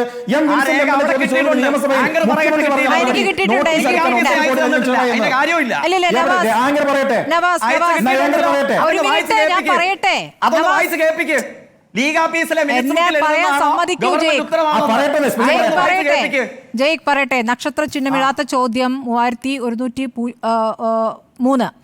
AK ബാലനാണ് ചോദ്യം ചോദിച്ചിരിക്കുന്നത്. മുഖ്യമന്ത്രിയുടെ പൊതുജന സമ്പർക്ക പരിപാടിയുടെ നടത്തിപ്പിന് എത്ര രൂപയാണ് ചെലവഴിച്ചതെന്നും പ്രസ്തുത പരിപാടിയുടെ എത്ര അപേക്ഷകളാണ് ലഭിച്ചതെന്നും വർഷവും ജില്ലയും തിരിച്ചുള്ള കണക്ക് ലഭ്യമാക്കാമോ? ജനസമ്പർക്ക പരിപാടിയുടെ നടത്തിപ്പിനായി ജില്ലാ തലത്തിൽ ചെലവായ തുകയും അക്ഷയ്ക്കും CDറ്റിനും നൽകിയ തുകയും വിവര പൊതുജന സമ്പർക്ക വകുപ്പ് മുഖേന ചെലവഴിച്ച തുകയും ഉൾപ്പെടെ നാളിതുവരെ ആകെ 20,96,33,807 രൂപ ചെലവഴിച്ചിട്ടുണ്ട്. അക്ഷയ്ക്കും CDറ്റിനും നൽകിയ തുകയും വിവര പൊതുജന സമ്പർക്ക വകുപ്പ് മുഖേന ചെലവഴിച്ച തുകയും ഒഴികെ ജില്ലാ തലത്തിൽ ചെലവായ തുകയും അപേക്ഷകരുടെ എണ്ണവും വർഷവും അപ്പൊ ചെലവാക്കിയിട്ടുണ്ട്. ഇതാണ് കണക്ക്. ഇത് സഭയിൽ പറഞ്ഞ മറുപടിയാണ്. മുഖ്യമന്ത്രി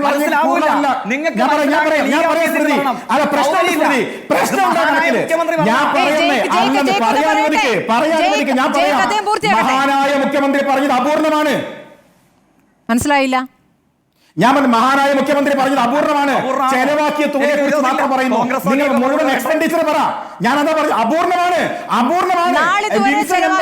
മറുപടിയിൽ 9 കോടി രൂപ പ്രിന്റിങ്ങിന് വേണ്ടി മാത്രം ചെലവാക്കിയ തുക. അവിടെയാണ് ഉത്തരം. ചെലവാക്കിയ തുക, അതായത് ഇനി കൊടുക്കാനുള്ള ബില്ല് അതിന് പുറത്തുണ്ട്. നിങ്ങൾ പറ, നിങ്ങൾ എന്ത് വായിച്ചു കൊടുക്കാന്ന്? എന്ത് വായിച്ചു? അല്ല, ഞാൻ വായിക്കാതെ വായിച്ചു. മലപ്പുറം ജില്ലയിൽ ഞാൻ സംസാരിക്കുന്നു. നിങ്ങൾ തന്നെ റിപ്പോർട്ടർ ചാനൽ തന്നെ ചാർജ് ചെയ്ത വാർത്തയുണ്ടല്ലോ. ബില്ല് കൊടുക്കാൻ പെൻഷൻ ഉള്ളത് പൂർണ്ണമായി കൊടുത്തിട്ടില്ല, സംഘാടക സമിതി പ്രയാസത്തിലാണ്, ബില്ല് കൊടുത്തിട്ടില്ല എന്ന വാർത്തകൾ നിങ്ങൾ റിപ്പോർട്ട് ചെയ്തിട്ടില്ലേ? അതുകൊണ്ട് ഇത് അപൂർണമായ കണക്കാണ്. ഇത് അന്ന് തന്നെ ചർച്ച ചെയ്യപ്പെട്ടതാണ്. ശ്രീ ജോർജ് പുൽബാറ, ഇപ്പോൾ കരുതലും കൈത്താങ്ങുമാണല്ലോ നമ്മുടെ ചർച്ച. അതിൽ പല കാര്യങ്ങളും പറഞ്ഞുകൂടാ എന്നുള്ള കൃത്യമായ നിർദ്ദേശം സർക്കാർ ഉത്തരവിലുണ്ട്. ലൈഫ് മിഷനുമായിട്ട് ബന്ധപ്പെട്ട് മിണ്ടിക്കൂടാ, ജോലി ആവശ്യപ്പെട്ടുകൊണ്ടുള്ള PSC സംബന്ധമായ വിഷയങ്ങൾ, വായ്പ എഴുതിത്തള്ളൽ, പോലീസ് കേസുകൾ, ഭൂമി സംബന്ധമായ വിഷയങ്ങൾ, മുഖ്യമന്ത്രിയുടെ ദുരിതാശ്വാസ നിധിയിൽ സഹായത്തിലുള്ള അപേക്ഷകൾ, സാമ്പത്തിക സഹായത്തിലുള്ള അപേക്ഷകൾ, സർക്കാർ ജീവനക്കാരും വരണ്ട, റവന്യൂ റിക്കവറി, വായ്പ തിരിച്ചടവിനുള്ള സാവകാശവും ഇളവുകളും. അപ്പോൾ ഈ കാര്യങ്ങളുമായി ബന്ധപ്പെട്ടൊന്നും ആരും എത്തേണ്ടതില്ല എന്ന് പറയുമ്പോൾ പിന്നെ പരിഹാരം എന്തിനായിരിക്കുമെന്നൊരു ചോദ്യം കൂടിയുണ്ടല്ലോ. അവിടെയാണ് അതൊരു വലിയ ചോദ്യമാണ്. അതാണല്ലോ ഏറ്റവും പ്രധാനപ്പെട്ട ചോദ്യം. ഈ പറഞ്ഞ 11 വിഷയങ്ങൾ മാറ്റി നിർത്തിയാൽ സാധാരണ ജനങ്ങൾക്ക് ഈ പറഞ്ഞ പോലെ പിന്നെ എന്താവശ്യങ്ങളാണ് പ്രധാനമായിട്ടുള്ളത്? റേഷൻ കാർഡ് മാറ്റി കിട്ടേണ്ട ആവശ്യം, അതുപോലെ തന്നെ നേരത്തെ ജയിക്ക് ചൂണ്ടിക്കാണിച്ചതുപോലെ ഭിന്നശേഷിക്കാർക്ക് വല്ല മുച്ചക്ര വാഹനങ്ങൾ, അതുപോലെയുള്ള അത്തരം സഹായങ്ങൾ ഒഴിച്ച് ബാക്കി ജെനുവിനായിട്ടുള്ള വിഷയങ്ങളൊന്നും ഇതിൽ ഉന്നയിക്കാൻ പറ്റുന്നില്ല. ആളുകളെ സംബന്ധിച്ചിടത്തോളമുള്ള പ്രധാന പ്രശ്നങ്ങൾ, ഇപ്പോഴത്തെ പ്രശ്നം ഭൂമി തരം മാറ്റലൊരു വലിയ പ്രശ്നമാണ്. അങ്ങനെയുള്ള ഒത്തിരിയേറെ വിഷയങ്ങൾ ആനുകൂല്യങ്ങളുടെ കാര്യത്തിൽ അങ്ങനെ ഈ വില്ലേജ് ഓഫീസും പഞ്ചായത്ത് ഓഫീസും താലൂക്ക് ഓഫീസും ഒക്കെ ആയിട്ട് ബന്ധപ്പെട്ട വിഷയങ്ങളിൽ ഏറിയ പങ്കും ഈ ഗണത്തിൽ ഏതിലെങ്കിലും വരുന്നതാണ്. പക്ഷെ അതൊന്നും അവിടെ ഉന്നയിക്കാൻ പാടില്ല എന്ന് പറഞ്ഞാൽ പിന്നെ ഉന്നയിക്കാൻ കഴിയുന്നത് എന്താ? അതാണ് പ്രശ്നം. പിന്നെ ഏതൊക്കെ ഉന്നയിക്കാം എന്ന് ചോദിച്ചാൽ ഇത്തരം കുറേ കൂടി ചെറുതായിട്ടുള്ള ജെനുവിനായിട്ട് അല്ലാത്ത കാര്യങ്ങൾ, അത്രയൊന്നും പ്രധാനപ്പെട്ടതല്ലാത്ത, അധികം കുരുക്കില്ലാത്ത, വളരെ എളുപ്പത്തിൽ ചെയ്തു കൊടുക്കാൻ കഴിയുന്ന കുറച്ച് കാര്യങ്ങൾ. അതുകൊണ്ടാണ് ഞാൻ വിചാരിക്കുന്ന ഒരു താലൂക്കിലാകപ്പാടെ 250 അപേക്ഷ വരുന്നു, അല്ലെങ്കിൽ 500 അപേക്ഷ മാത്രം കിട്ടുന്നതിൻ്റെ കാരണം ഈ 11 ഇനങ്ങൾ ഒഴിവാക്കിയതോടുകൂടി പിന്നെ പരാതിയുടെ ആവശ്യമില്ല. വളരെയേറെ പരാതികൾ അതോടുകൂടി ഇല്ലാതാകുകയാണ്. അങ്ങനെ ഒരു നിയന്ത്രണം വെച്ചാൽ തന്നെ ആ ജനുവിൻ ഈ അദാലത്തിന്റെ യഥാർത്ഥ ഉദ്ദേശം നഷ്ടപ്പെടുകയല്ലേ? തിരഞ്ഞെടുപ്പിൽ ഗുണം ചെയ്തിട്ടില്ല എന്നുള്ളത് നമ്മൾ ലോക്സഭാ തെരഞ്ഞെടുപ്പിൽ കണ്ടതാണ്. അപ്പോൾ അതിനുശേഷം ഇപ്പോൾ ഇങ്ങനെ ഒരു തീരുമാനത്തിലേക്ക് പോകുന്നത് അതിൽ സംഭവിച്ച പിഴവുകൾ കൂടി പരിഹരിച്ചുകൊണ്ടുള്ളൊരു നീക്കമായിരിക്കില്ലേ? സ്വാഭാവികമായി ഇനി തദ്ദേശ തെരഞ്ഞെടുപ്പ് വരികയാണ്, അത് കഴിഞ്ഞ നിയമസഭാ തെരഞ്ഞെടുപ്പ് വരുന്നു. അപ്പോൾ വീണ്ടും പിഴവ് ആവർത്തിക്കുക എന്നുള്ളത് അങ്ങനെ അവരവന്റെ കുഴി തോണ്ടുന്ന ഒരു തീരുമാനത്തിലേക്ക് പോകില്ലല്ലോ. ഇതിലെ പ്രശ്നം എന്താണെന്നറിയോ? ഈ പറഞ്ഞ നവകേരള സദസ്സ് എന്ന് പറയുന്നത് ലോക്സഭാ തെരഞ്ഞെടുപ്പ് മുൻപിൽ കണ്ടുകൊണ്ടുള്ള ഒരു രാഷ്ട്രീയ എക്സർസൈസ് തന്നെയായിരുന്നു. അതത്ര വലിയ തെറ്റാണെന്നൊന്നും പറയാനും പറ്റില്ല. ഒരു സംസ്ഥാന ഗവൺമെൻറ്, സംസ്ഥാനം ഭരിക്കുന്ന ഒരു സർക്കാരിന് ഒരു പ്രധാന തെരഞ്ഞെടുപ്പ് ലക്ഷ്യമിട്ടുകൊണ്ട് ജനക്ഷേമകരമായ പ്രവർത്തനങ്ങൾ ആവിഷ്കരിക്കാനും ജനങ്ങളെ ആകർഷിക്കുന്ന പദ്ധതികൾ നടപ്പാക്കാനും ഈ പറഞ്ഞ പോലുള്ള സദസ്സുകളോ മറ്റതുപോലുള്ള പരിപാടികളോ ഒക്കെ നടത്തുക. ഇപ്പോൾ UDFൻ്റെ കാലത്ത് അവർ ചെയ്യുന്നത് ഇത്തരം ചില ലക്ഷ്യങ്ങളൊക്കെ വെച്ചുകൊണ്ട് തന്നെയാണ്. അതൊന്നും ഒരു തെറ്റൊന്നും അല്ലാതെ അവരുടെ അവകാശമാണ്, അത് ചെയ്യട്ടെ. പക്ഷേ അങ്ങനെ ചെയ്തിട്ട് അതിൻ്റെ ഉദ്ദേശങ്ങളായിട്ട് ലക്ഷ്യങ്ങളായിട്ട് വളരെ കൊട്ടിഘോഷിച്ച കാര്യങ്ങൾ 6 ലക്ഷത്തിലധികം പരാതികൾ വരുന്നു, അതിൽ 5.5 ലക്ഷത്തിലധികം പരാതികൾ തീർപ്പാക്കി എന്ന് പറയുന്നു. പക്ഷേ യഥാർത്ഥത്തിൽ തീർപ്പാക്കി, പക്ഷെ പരിഹാരമായോ എന്നുള്ള ചോദ്യം വരുന്നു. ഇപ്പോൾ അത് ലോക്സഭാ തെരഞ്ഞെടുപ്പിൽ അതിൻ്റെ ഗുണം ചെയ്തില്ല എന്ന് എനിക്കും അറിയാം, ജയിക്കുനും അറിയാം. ഉദ്ദേശിച്ച പോലുള്ള ഒരു ഗുണം അതുകൊണ്ട് ഉണ്ടായില്ല. അവർ പ്രതീക്ഷിച്ച ഒരു രാഷ്ട്രീയ ഫലം അത് ചെയ്തുമില്ല. ഇപ്പോൾ ഇനി തദ്ദേശ ഭരണ തെരഞ്ഞെടുപ്പ് വരുന്നു, നിയമസഭാ തെരഞ്ഞെടുപ്പ് വരുന്നു. അതിൻ്റെ ഒരു അനുബന്ധം എന്നോണം, തുടർച്ചയെന്നോണം ഇപ്പോൾ വീണ്ടും അദാലത്ത്, കരുതലും കൈത്താങ്ങും പദ്ധതിയായിട്ട് വീണ്ടും താലൂക്ക് തലത്തിൽ അദാലത്തുകൾ നടത്തുന്നു. ഈ അദാലത്തിൻ്റെ ലക്ഷ്യം എന്താ? ഇമ്മീഡിയറ്റ് ആയിട്ട് ഇനി 1 വർഷം കഷ്ടിച്ചേ ഉള്ളൂ ത്രിതല പഞ്ചായത്ത് തെരഞ്ഞെടുപ്പിലേക്ക്. അപ്പോൾ വീണ്ടും ഒരു എക്സർസൈസ് ആയിട്ട് വരും. പക്ഷേ ഇവിടെയുള്ള ഒരു പ്രശ്നം എന്താണെന്ന് വെച്ചാൽ, ഗുരുതരമായ സാമ്പത്തിക പ്രതിസന്ധിയിൽ നട്ടം തിരിഞ്ഞുകൊണ്ടിരിക്കുന്ന ഒരു സർക്കാർ തുടർച്ചയായിട്ട് ഇത്തരം എക്സർസൈസുകളുമായിട്ട് കോടികൾ ചെലവഴിക്കുന്നത് സാമ്പത്തികമായിട്ട് ന്യായീകരിക്കാൻ കഴിയുമോ? യഥാർത്ഥത്തിൽ ഇതിനേക്കാൾ വലിയ പണം മുടക്കി, ഇതിനേക്കാൾ വലിയ ആഘോഷമായിട്ട് സംവിധാനങ്ങളോടെ, സജ്ജീകരണങ്ങളോടെ മുഖ്യമന്ത്രിയും മന്ത്രിയും ഉദ്യോഗസ്ഥ സംവിധാനം മുഴുവനും പങ്കെടുത്ത ഒരു നവകേരള സദസ്സിനകത്ത് കിട്ടിയ പരാതികളിൽ പോലും കൃത്യമായി പരിഹാരം കാണാൻ കഴിയാതിരിക്കെ വീണ്ടും ഒരിക്കൽ കൂടി ഒരു ആവർത്തനമെന്ന് തോന്നത്തക്ക രീതിയിൽ വീണ്ടും ഒരു എക്സർസൈസ് നടത്തുന്ന അത്രയൊക്കെ അതൊക്കെ അഫോർഡ് ചെയ്യാനുള്ള അത്രത്തോളമൊക്കെ സാമ്പത്തിക ബാധ്യത താങ്ങാനുള്ളൊരു കരുത്ത് കേരളത്തിനുണ്ടോ? യഥാർത്ഥത്തിൽ ജനങ്ങൾക്ക് ഗുണം ചെയ്യുമെങ്കിൽ അദാലത്തല്ല എന്തും നടത്തട്ടെ, ജനങ്ങൾക്ക് പ്രയോജനം ഉണ്ടാകണം, പ്രശ്നങ്ങൾ പരിഹരിക്കപ്പെടണം, ജനക്ഷേമം നടപ്പാകണം. ജനങ്ങൾ ഈ ചുവപ്പ് നാടയിൽ കുരുങ്ങി അവരുടെ ജീവിതം നഷ്ടപ്പെടുന്ന, സർക്കാർ ഓഫീസിൻ്റെ വരാന്ത നിരങ്ങി ഒരു ജീവിതം തന്നെ പാഴാക്കേണ്ടി വരുന്ന ആ ഒരു അവസ്ഥയ്ക്ക് ഈ അദാലത്ത് കൊണ്ട് പരിഹാരം ഉണ്ടെങ്കിൽ ഞാൻ 2 കൈ മേടിച്ചതിനെ സ്വാഗതം ചെയ്യും. മറിച്ച് നവകേരള സദസ്സിൻ്റെ ഒരു തനിയാവർത്തനം പോലെ തീർപ്പാക്കി എന്നുള്ള വെറും ഒരു പറച്ചിലിൽ കാര്യങ്ങൾ അവസാനിക്കാനാണെങ്കിൽ ഇതൊരു ധൂർത്താണ്, ദുർവ്യയമാണ് എന്ന് പറയേണ്ടി വരും. അല്ലാതെ ഇത് നടത്തുന്നവരോട് ഒരു എതിർപ്പുമില്ല, എതിർക്കേണ്ട കാര്യമില്ല. ആത്യന്തികമായിട്ട് ലക്ഷ്യം ജനങ്ങൾക്ക് പ്രയോജനം ഉണ്ടാകും. ജയ്ക്ക് മറുപടി പറയാം. ഈ സർക്കാർ ഉത്തരവിൽ തന്നെ പറയുന്നു 11 കാര്യങ്ങൾ ചോദിക്കരുത്, അതുമായി അദാലത്തിലേക്ക് വരണ്ട എന്ന്. അത് ജനങ്ങളെ ബാധിക്കുന്ന പ്രധാനപ്പെട്ട വിഷയമാണ്. വീട്, ജോലി തുടങ്ങിയ കാര്യങ്ങൾ, പോലീസിൽ നിന്ന് ഉണ്ടാകുന്ന പീഡനങ്ങൾ, ഇതൊന്നും പറയരുത്. ഭൂമിയുമായി ബന്ധപ്പെട്ട കാര്യങ്ങൾ പറയരുത്, പട്ടയവുമായി ബന്ധപ്പെട്ട കാര്യങ്ങൾ പറയരുത്. അപ്പോൾ ഇങ്ങനെയൊക്കെ പറഞ്ഞു കഴിഞ്ഞാൽ പിന്നെ എന്ത് പരാതികളാണ് ലഭിക്കുക? എന്ത് തരം പരാതികളാണ് പരിഹരിക്കുക? ഞാൻ അതിന് ഭാഗികമായി മുൻ അവസരത്തിൽ ഒന്ന് മറുപടി പറയാൻ ശ്രമിച്ചതാണ്. പക്ഷേ ഇനിയും പ്രസക്തമാണ്, മറ്റൊരു പാനലിസ്റ്റ് അത് ഉന്നയിച്ചുകൊണ്ട് ഞാൻ അതിലേക്ക് വരികയും ചെയ്യാം. പക്ഷേ തൊട്ടു മുമ്പ് UDF പ്രതിനിധിയുടെ രേഖയോട് നിയമസഭാ രേഖയെ ആങ്കർക്ക് അയച്ചു തന്നുകൊണ്ട് നക്ഷത്രമിടാത്ത ചോദ്യം നമ്പർ ഉദ്ധരിച്ച് പറഞ്ഞതിനെ സംബന്ധിച്ച് UDF പ്രതിനിധി പറഞ്ഞത് എന്താണ്?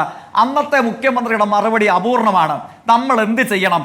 UDF നേതാവിന്റെ വായിൽ നിന്ന് മഹാനെന്ന് അദ്ദേഹം വിളിച്ച 2016 കോൺഗ്രസ് നേതാവായ മുഖ്യമന്ത്രി പറഞ്ഞത് അപൂർണമാണ്, അദ്ദേഹത്തിന് തെറ്റുപറ്റിയതാണെന്ന് പറഞ്ഞാൽ നമ്മൾ എന്ത് ചെയ്യണം? പ്രേക്ഷകർ എന്ത് ചെയ്യണം? അപ്പൊ അദ്ദേഹത്തിന് രേഖയില്ല, രേഖ കള്ളമാണെന്നായിരുന്നു പറഞ്ഞുകൊണ്ടിരുന്നത്. രേഖ അയച്ചു തന്നപ്പോൾ അതിനെക്കുറിച്ച് മിണ്ടാട്ടോ ഇല്ല. 808 കോടി കൊടുത്ത UDF ആണോ? അതിന്റെ 8404 കൊടുത്ത LD അല്ല, ഞാൻ പറയട്ടെ, അത് മര്യാദയാണോ? ഞാൻ അങ്ങയുടെ വാദത്തെ കോട്ടിയൊന്നുമല്ല പറയുന്നത്. 808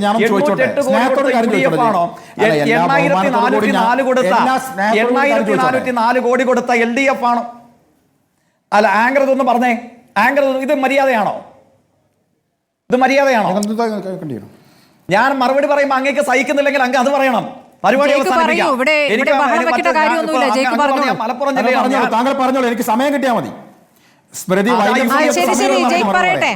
അതാ UDF പ്രതിനിധിയോട് പറയണം. ജയ്ക്ക് ഇവിടെ എല്ലാവർക്കും പേരൊക്കെ ഉണ്ടെന്നേ. ജയ്ക്ക് പറയൂ. UDF പ്രതിനിധി മനസ്സിലാക്കണം. ജയ്ക്ക് PK നവാസ് ആണ് UDF പ്രതിനിധി, ജോർജ് പൊടിപാറയാണ് മാധ്യമപ്രവർത്തകൻ. എന്റെ പേര് സ്മൃതി പരുത്തിക്കാട്. ഇനി ജയ്ക്ക് പറയൂ. എല്ലാവരുടെയും പേര് വിളിച്ച് ഞാൻ വർത്താനം പറയണം, അങ്ങനെന്തിനാണ് വാശി പിടിക്കുന്നത്? എനിക്ക് എന്റെ ശൈലിയിലല്ലേ പറയാൻ പറ്റൂ. ഞാൻ അദ്ദേഹത്തെ വ്യക്തിപരമായി പോലും പേര് വിടുത്ത് ആക്ഷേപിക്കാൻ ഒരു വാചകം പറയണോ എനിക്ക് ആഗ്രഹമില്ല. ഞാൻ അദ്ദേഹത്തെ UDFന്റെ പ്രതിനിധി, അതൊരു മോശം വാക്കല്ലല്ലോ. മോശം വാക്കായിട്ട് അദ്ദേഹത്തിന് തോന്നിയില്ലെന്ന് എനിക്കറിയില്ല. UDF പ്രതിനിധി എന്നുള്ളത് ഞാൻ അന്തസ്സോടും സന്തോഷത്തോടും കൂടെ തന്നെയാണ് അദ്ദേഹത്തെ കുറിച്ച് പറഞ്ഞിട്ടുള്ളത്. എന്തായാലും എന്നിട്ട് പറഞ്ഞു വരുന്ന വഴിയിൽ അദ്ദേഹം പറയുകയാണ്, ഞാൻ മലപ്പുറത്താണ്, ഞാനും മലപ്പുറത്താണ്, വളവന്നൂർ പഞ്ചായത്തിൽ പരിപാടി കഴിഞ്ഞിട്ടാണ് ഞാൻ ഇങ്ങോട്ടേക്ക് കയറി വന്നത്. അങ്ങ് മനസ്സിലാക്കേണ്ടത് എന്താണ്? അങ്ങ് രേഖയെക്കുറിച്ച് പറഞ്ഞില്ലേ? പഴയ ഒരു ഇന്ത്യ വിഷന്റെ വാർത്ത, ഇന്ത്യ വിഷന്റെ കടന്നു വന്നവരാണ് ഈ ചാനൽ സ്ഥാപിച്ചത്. ഇന്ത്യ വിഷന്റെ ജനസമ്പർക്കത്തെ സംബന്ധിച്ചുള്ള വാർത്ത ഞാൻ PCR അയച്ചു കൊടുത്തിട്ടുണ്ട്. ആ വാർത്തയൊന്ന് കേൾപ്പിക്കാവോ? UDF പ്രതിനിധി അങ്ങ് മനസ്സിലാക്കേണ്ടത്, ഞാനും അങ്ങയും ഇരിക്കുന്ന ഈ മലപ്പുറം ജില്ലയിൽ അന്ന് 88,967 പരാതി ലഭിച്ചു. എന്തായിരുന്നു മറുപടി? 88,830 പരിഹരിച്ചു. ഭൂരിഭാഗം പരാതികൾ മലപ്പുറം ജില്ലയിൽ എന്തിനായിരുന്നു എന്നറിയുമോ? വീട് വെക്കാനല്ല. ആങ്കർ മനസ്സിലാക്കണം. പോലീസ് ഏർവാഴ്ചയല്ല, ജോലി കിട്ടാനല്ല. എന്തിനു വേണ്ടിയിട്ടായിരുന്നു? APL കാർഡ് BPL കാർഡ് ആക്കണം. ഭൂരിഭാഗം പരാതിയും പരിഹരിച്ചിട്ടില്ല. എന്നിട്ട് ആരെ ഏൽപ്പിച്ചു? അതിനുവേണ്ടി മലപ്പുറത്തെ പാവങ്ങൾ, സുബൈദ ഉൾപ്പെടെയുള്ള അമ്മമാർ, അവർ പരാതി കൊടുത്തപ്പോൾ പറയുകയാണ് പഞ്ചായത്ത് സെക്രട്ടറി ഏൽപ്പിച്ചിട്ടുണ്ടെന്ന്. ഈ ജനസമ്പർക്കം എങ്ങനെയുണ്ട് UDF നേതാവേ? നമുക്ക് മലപ്പുറത്തും കേരളത്തിലും അങ്ങ് നടത്തിയാലോ? ഇന്ത്യ വിഷന്റെ വാർത്ത കള്ളാണോ അല്ലയോ? അതൊരു പരാജയപ്പെട്ട ജനസമ്പർക്കമായിരുന്നു. ശരി, നിങ്ങൾ വിജയിപ്പിച്ച കാര്യങ്ങൾ പറയൂ. തിരുവനന്തപുരം കിളിമാനൂരിൽ റോഡ് പണിക്കായി മണ്ണിടിച്ചു മാറ്റിയതോടെ മൺതിട്ട കാരണം ഭീഷണി നേരിടുന്ന ഒരു കുടുംബം, ആ കുടുംബം വീട്ടിൽ കിടന്നുറങ്ങാൻ പോലും ഭയപ്പെടുകയാണ്. പഞ്ചായത്തിലും നവകേരള സദസ്സിലും പരാതി നൽകി നടപടി ഉണ്ടായില്ല. കഴിഞ്ഞ ജനുവരിയിലാണ് റോഡ് പണിക്കായി മണ്ണിടിച്ചു മാറ്റിയത്. റോഡ് നിർമ്മാണം പാതി പാതി വഴിയിലാണ്, അതിപ്പോഴും പാതി വഴിയിലാണ് എന്ന മറുപടിയാണ് ഈ നവകേരള യാത്രയിൽ നൽകിയത്. ഇനി കുന്നമംഗലം പഞ്ചായത്തിലെ പതിമംഗലം പണ്ടാരപ്പറമ്പ് റോഡിന്റെ ശോചനീയാവസ്ഥ പരിഹരിക്കണമെന്നാവശ്യപ്പെട്ട് 300ഓളം കുടുംബങ്ങൾ പരാതി നൽകി നവകേരള സദസ്സിൽ. പരാതി പലർക്കും കൈമാറി എന്ന മെസ്സേജുകൾ വന്നു. ഒടുവിൽ പരാതി തീർപ്പാക്കി എന്നൊരു മെസ്സേജും വന്നു. പക്ഷേ റോഡ് ഇപ്പോഴും അതേപടിയാണ്. അതായത് തീർപ്പാക്കി എന്ന് പറയുന്നതും തീർപ്പാക്കാതെ തീർപ്പാക്കി എന്ന മറുപടി നൽകുന്നതുമുണ്ട്. അപ്പോൾ അതും ഈ കണക്കുകളിലെ ഒക്കെ തെറ്റായ കണക്കുകളാണ് ഇപ്പോൾ താങ്കൾ പറഞ്ഞതിൽ വരുന്നത് എന്നതിൻ്റെ ഉദാഹരണമാണ്. ഇന്ന് രാവിലെ ഞങ്ങൾ കൊടുത്ത ലൈവത്തോണിലെ സ്റ്റോറികളാണ് കേട്ടോ. അല്ല, നിങ്ങൾ ലൈവത്തോണിൽ കൊടുക്കാത്ത ഒരു 8-10 അനുഭവങ്ങൾ ഞാൻ വിശദീകരിച്ചല്ലോ. അവരുടെ അടുക്കൽ പോയി നിങ്ങളുടെ റിപ്പോർട്ടർ എന്തോ ഒരു അഭിപ്രായം ചോദിക്കാന് ഈ അദാലത്തിൽ ഈ ലോക്കോമോട്ടീവ് ഡിസബിലിറ്റി ഉണ്ടായിരുന്ന ഒരു വിദ്യാർത്ഥി, അദ്ദേഹത്തിന് സംസാരിക്കാൻ കഴിയില്ല, അദ്ദേഹത്തിന്റെ സഹായിയെ കൊണ്ടുവന്ന് PSC പരീക്ഷ എഴുതി ജയിച്ചയാളാണ്. പ്രസക്തമായി കേരളം ചർച്ച ചെയ്യേണ്ട, അനുകമ്പയോടുകൂടെ നമ്മൾ സന്തോഷത്തോടുകൂടെ കേൾക്കേണ്ട അനുഭവമായിരുന്നില്ലേ? എന്തേ ലൈവത്തോട് അത് പെട്ടില്ല?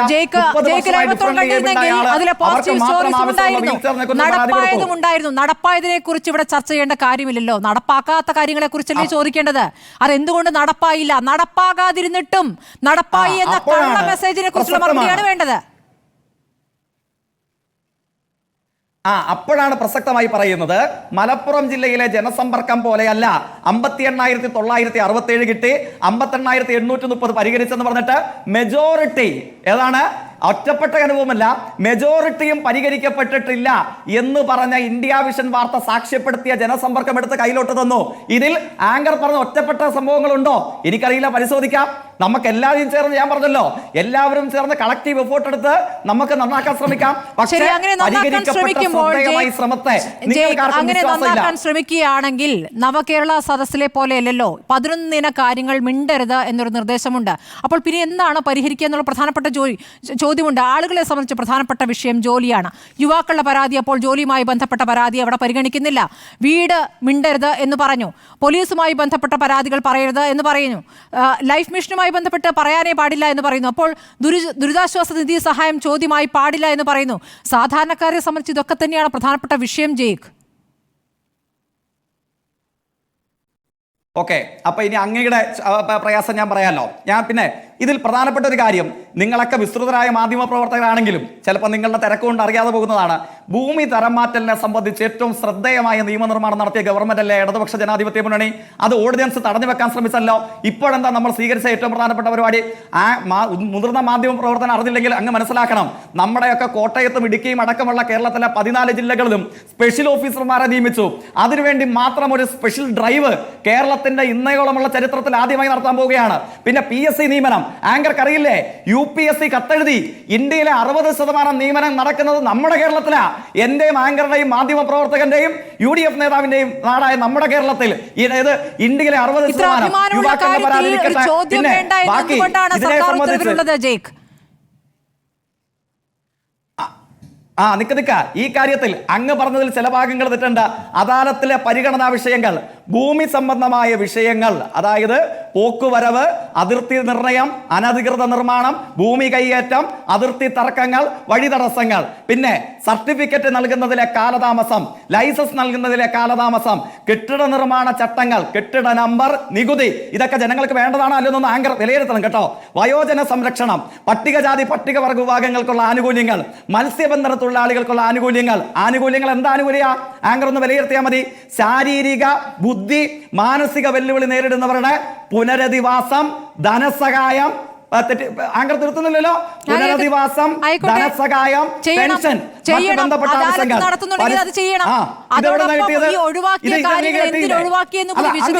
പച്ചക്കള്ളം പറഞ്ഞില്ലേ? ഞാൻ വായിച്ചത് ഒരു മിനിറ്റ്, ആ കാര്യങ്ങൾ പരിഗണിക്കണമല്ലോ. അദാലത്ത് നടത്തുന്നെങ്കിൽ ഈ കാര്യങ്ങൾ നല്ല കാര്യം. അപ്പോൾ ഈ കാര്യങ്ങൾ പരിഗണിക്കാത്ത കാര്യങ്ങളെ കുറിച്ച് വിശദീകരണം നൽകാമോ? ധനസഹായം പരിഗണിക്കാത്ത കാര്യങ്ങളെ കുറിച്ചൊരു വിശദീകരണം നൽകി കഴിഞ്ഞാൽ വ്യക്തമായി കഴിഞ്ഞു. ആദ്യം തിരുത്ത്. എന്ത് തിരുത്താൻ? ഞാൻ പരിഗണിക്കാത്ത നിങ്ങളുടെ സർക്കാരിന്റെ സർക്കുലറിൽ അതിൽ പറയുന്ന പരിഗണിക്കേണ്ടാത്ത വിഷയങ്ങളെ കുറിച്ച് ഞാൻ ചോദ്യമായിട്ട് താങ്കളോട് ഉന്നയിച്ചു. അപ്പോൾ പരിഗണിക്കുന്ന വിഷയങ്ങൾ താങ്കൾ ഇങ്ങോട്ട് പറഞ്ഞു നല്ല കാര്യം, പരിഗണിക്കുന്ന കാര്യങ്ങൾ നല്ലത് തന്നെ. അപ്പോൾ ഈ പരിഗണിക്കാത്തത് എന്തുകൊണ്ട് എന്ന ഒരു മറുപടി കൂടി കിട്ടിക്കഴിഞ്ഞാൽ ഉത്തരം ക്ലിയർ. അത് പറഞ്ഞോളൂ. അപ്പൊ ലളിതമായ ഒരൊറ്റ വിയോജിപ്പ് ഞാൻ പറഞ്ഞോട്ടെ, എന്റെ ഭാഗം അവസാനിപ്പിച്ചോട്ടെ. ആങ്കർ പറഞ്ഞു ധനസഹായം പറ്റില്ല, വീട് സംബന്ധിച്ചുള്ള കാര്യങ്ങൾ പറ്റില്ല, മറ്റ് ജോലി സംബന്ധിച്ചുള്ള ആവശ്യങ്ങൾ പറ്റില്ല എന്നൊക്കെ ആങ്കർ പറഞ്ഞു. ഞാൻ തിരിച്ചു പറഞ്ഞത് എന്താണ്? ഞാൻ മത്സ്യബന്ധന തൊഴിലാളികളുടെ എല്ലാവിധ ആവശ്യങ്ങൾ പരിഗണിക്കുന്ന വിഷയങ്ങളാണ് ഞാൻ പറയുന്നത് കേട്ടോ. ആങ്കർക്ക് പരിഗണിക്കാത്തതാണുള്ള താല്പര്യം. ശാരീരിക, ബുദ്ധി, മാനസിക വെല്ലുവിളി നേരിടുന്നവർ പുനരധിവാസം, ധനസഹായം, പെൻഷൻ സർക്കാർ കൊടുക്കണ്ടേ? അപ്പൊ ധനസഹായമല്ലേ പരിഗണിക്കുന്നത്? ഈ പരിഗണിക്കാത്തതിന്റെ കാരണം എന്താ? ഏതാണ് ജയ്ക്ക് ഒന്ന് പറ. ഈ പരിഗണിക്കാത്ത വിഷയങ്ങൾ കള്ളത്തെ തുറന്നു കാട്ടുമ്പോ UDF നേതാവിന് എന്തിനാ പൊള്ളുന്നേ? ഡാറ്റ വെച്ചാ സംസാരിക്കുന്നേ, പരിഗണനാ വിഷയങ്ങൾ രേഖ വെച്ചാ സംസാരിക്കുന്നേ.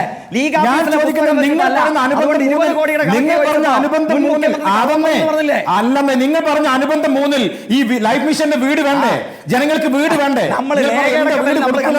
അത് ഇവിടെ ചർച്ച ചെയ്യണമെന്ന് പറയാൻ എന്താ കാരണം? ഒന്ന് പറ. ഒന്ന് പറയല്ലേ, എന്താ കാരണം? 5 ലക്ഷം പേര് എങ്ങനെ വീടുള്ളവരായി മാറിയേ? 5 ലക്ഷം പേര് വീടുള്ളവരായി മാറി എങ്ങനെയാ? ശരി, അപ്പോൾ 5 ലക്ഷം പേർ ലൈഫ് മിഷൻ ചോദിക്കേണ്ട, ജോലി ആവശ്യപ്പെട്ടുകൊണ്ട് PSC സംബന്ധമായ വിഷയങ്ങൾ പറയേണ്ട. കാരണം PSC വഴി ഒരുപാട് പേർക്ക് തൊഴിൽ ലഭിച്ചിരിക്കുന്നു. അതുകൊണ്ട് PSC ചോദ്യം വേണ്ട. വായ്പ എഴുതി തരണ്ട, പോലീസ് കേസുകൾ വരണ്ട, ഭൂമി സംബന്ധമായ വിഷയങ്ങൾ വേണ്ട, മുഖ്യമന്ത്രി ദുരിതാശ്വാസ നിധിയിൽ നിന്ന് സഹായത്തിനുള്ള അപേക്ഷകൾ വേണ്ട. ചുരുക്കി നേരത്തെ കെട്ടിട നമ്പര്, അതിർത്തി തർക്കം, മറ്റ് വീട് നിർമ്മിക്കുന്നതിനുള്ള പ്രയാസങ്ങൾ, ഇതൊക്കെ ഭൂമി സംബന്ധമായ പ്രശ്നം തന്നെയല്ലേ?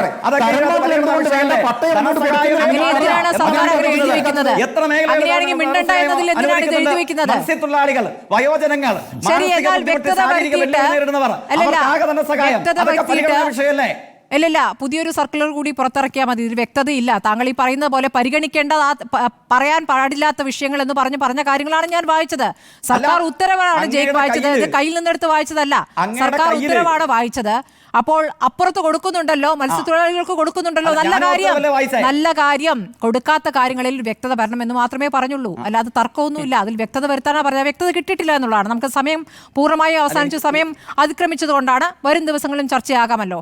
വളരെ നന്ദി ജേക്ക് സി തോമസ്, PK നവാസ്, ജോർജ് പൊടിപാറ. ഇനി മീറ്റ് ദ എഡിറ്റേഴ്സ്.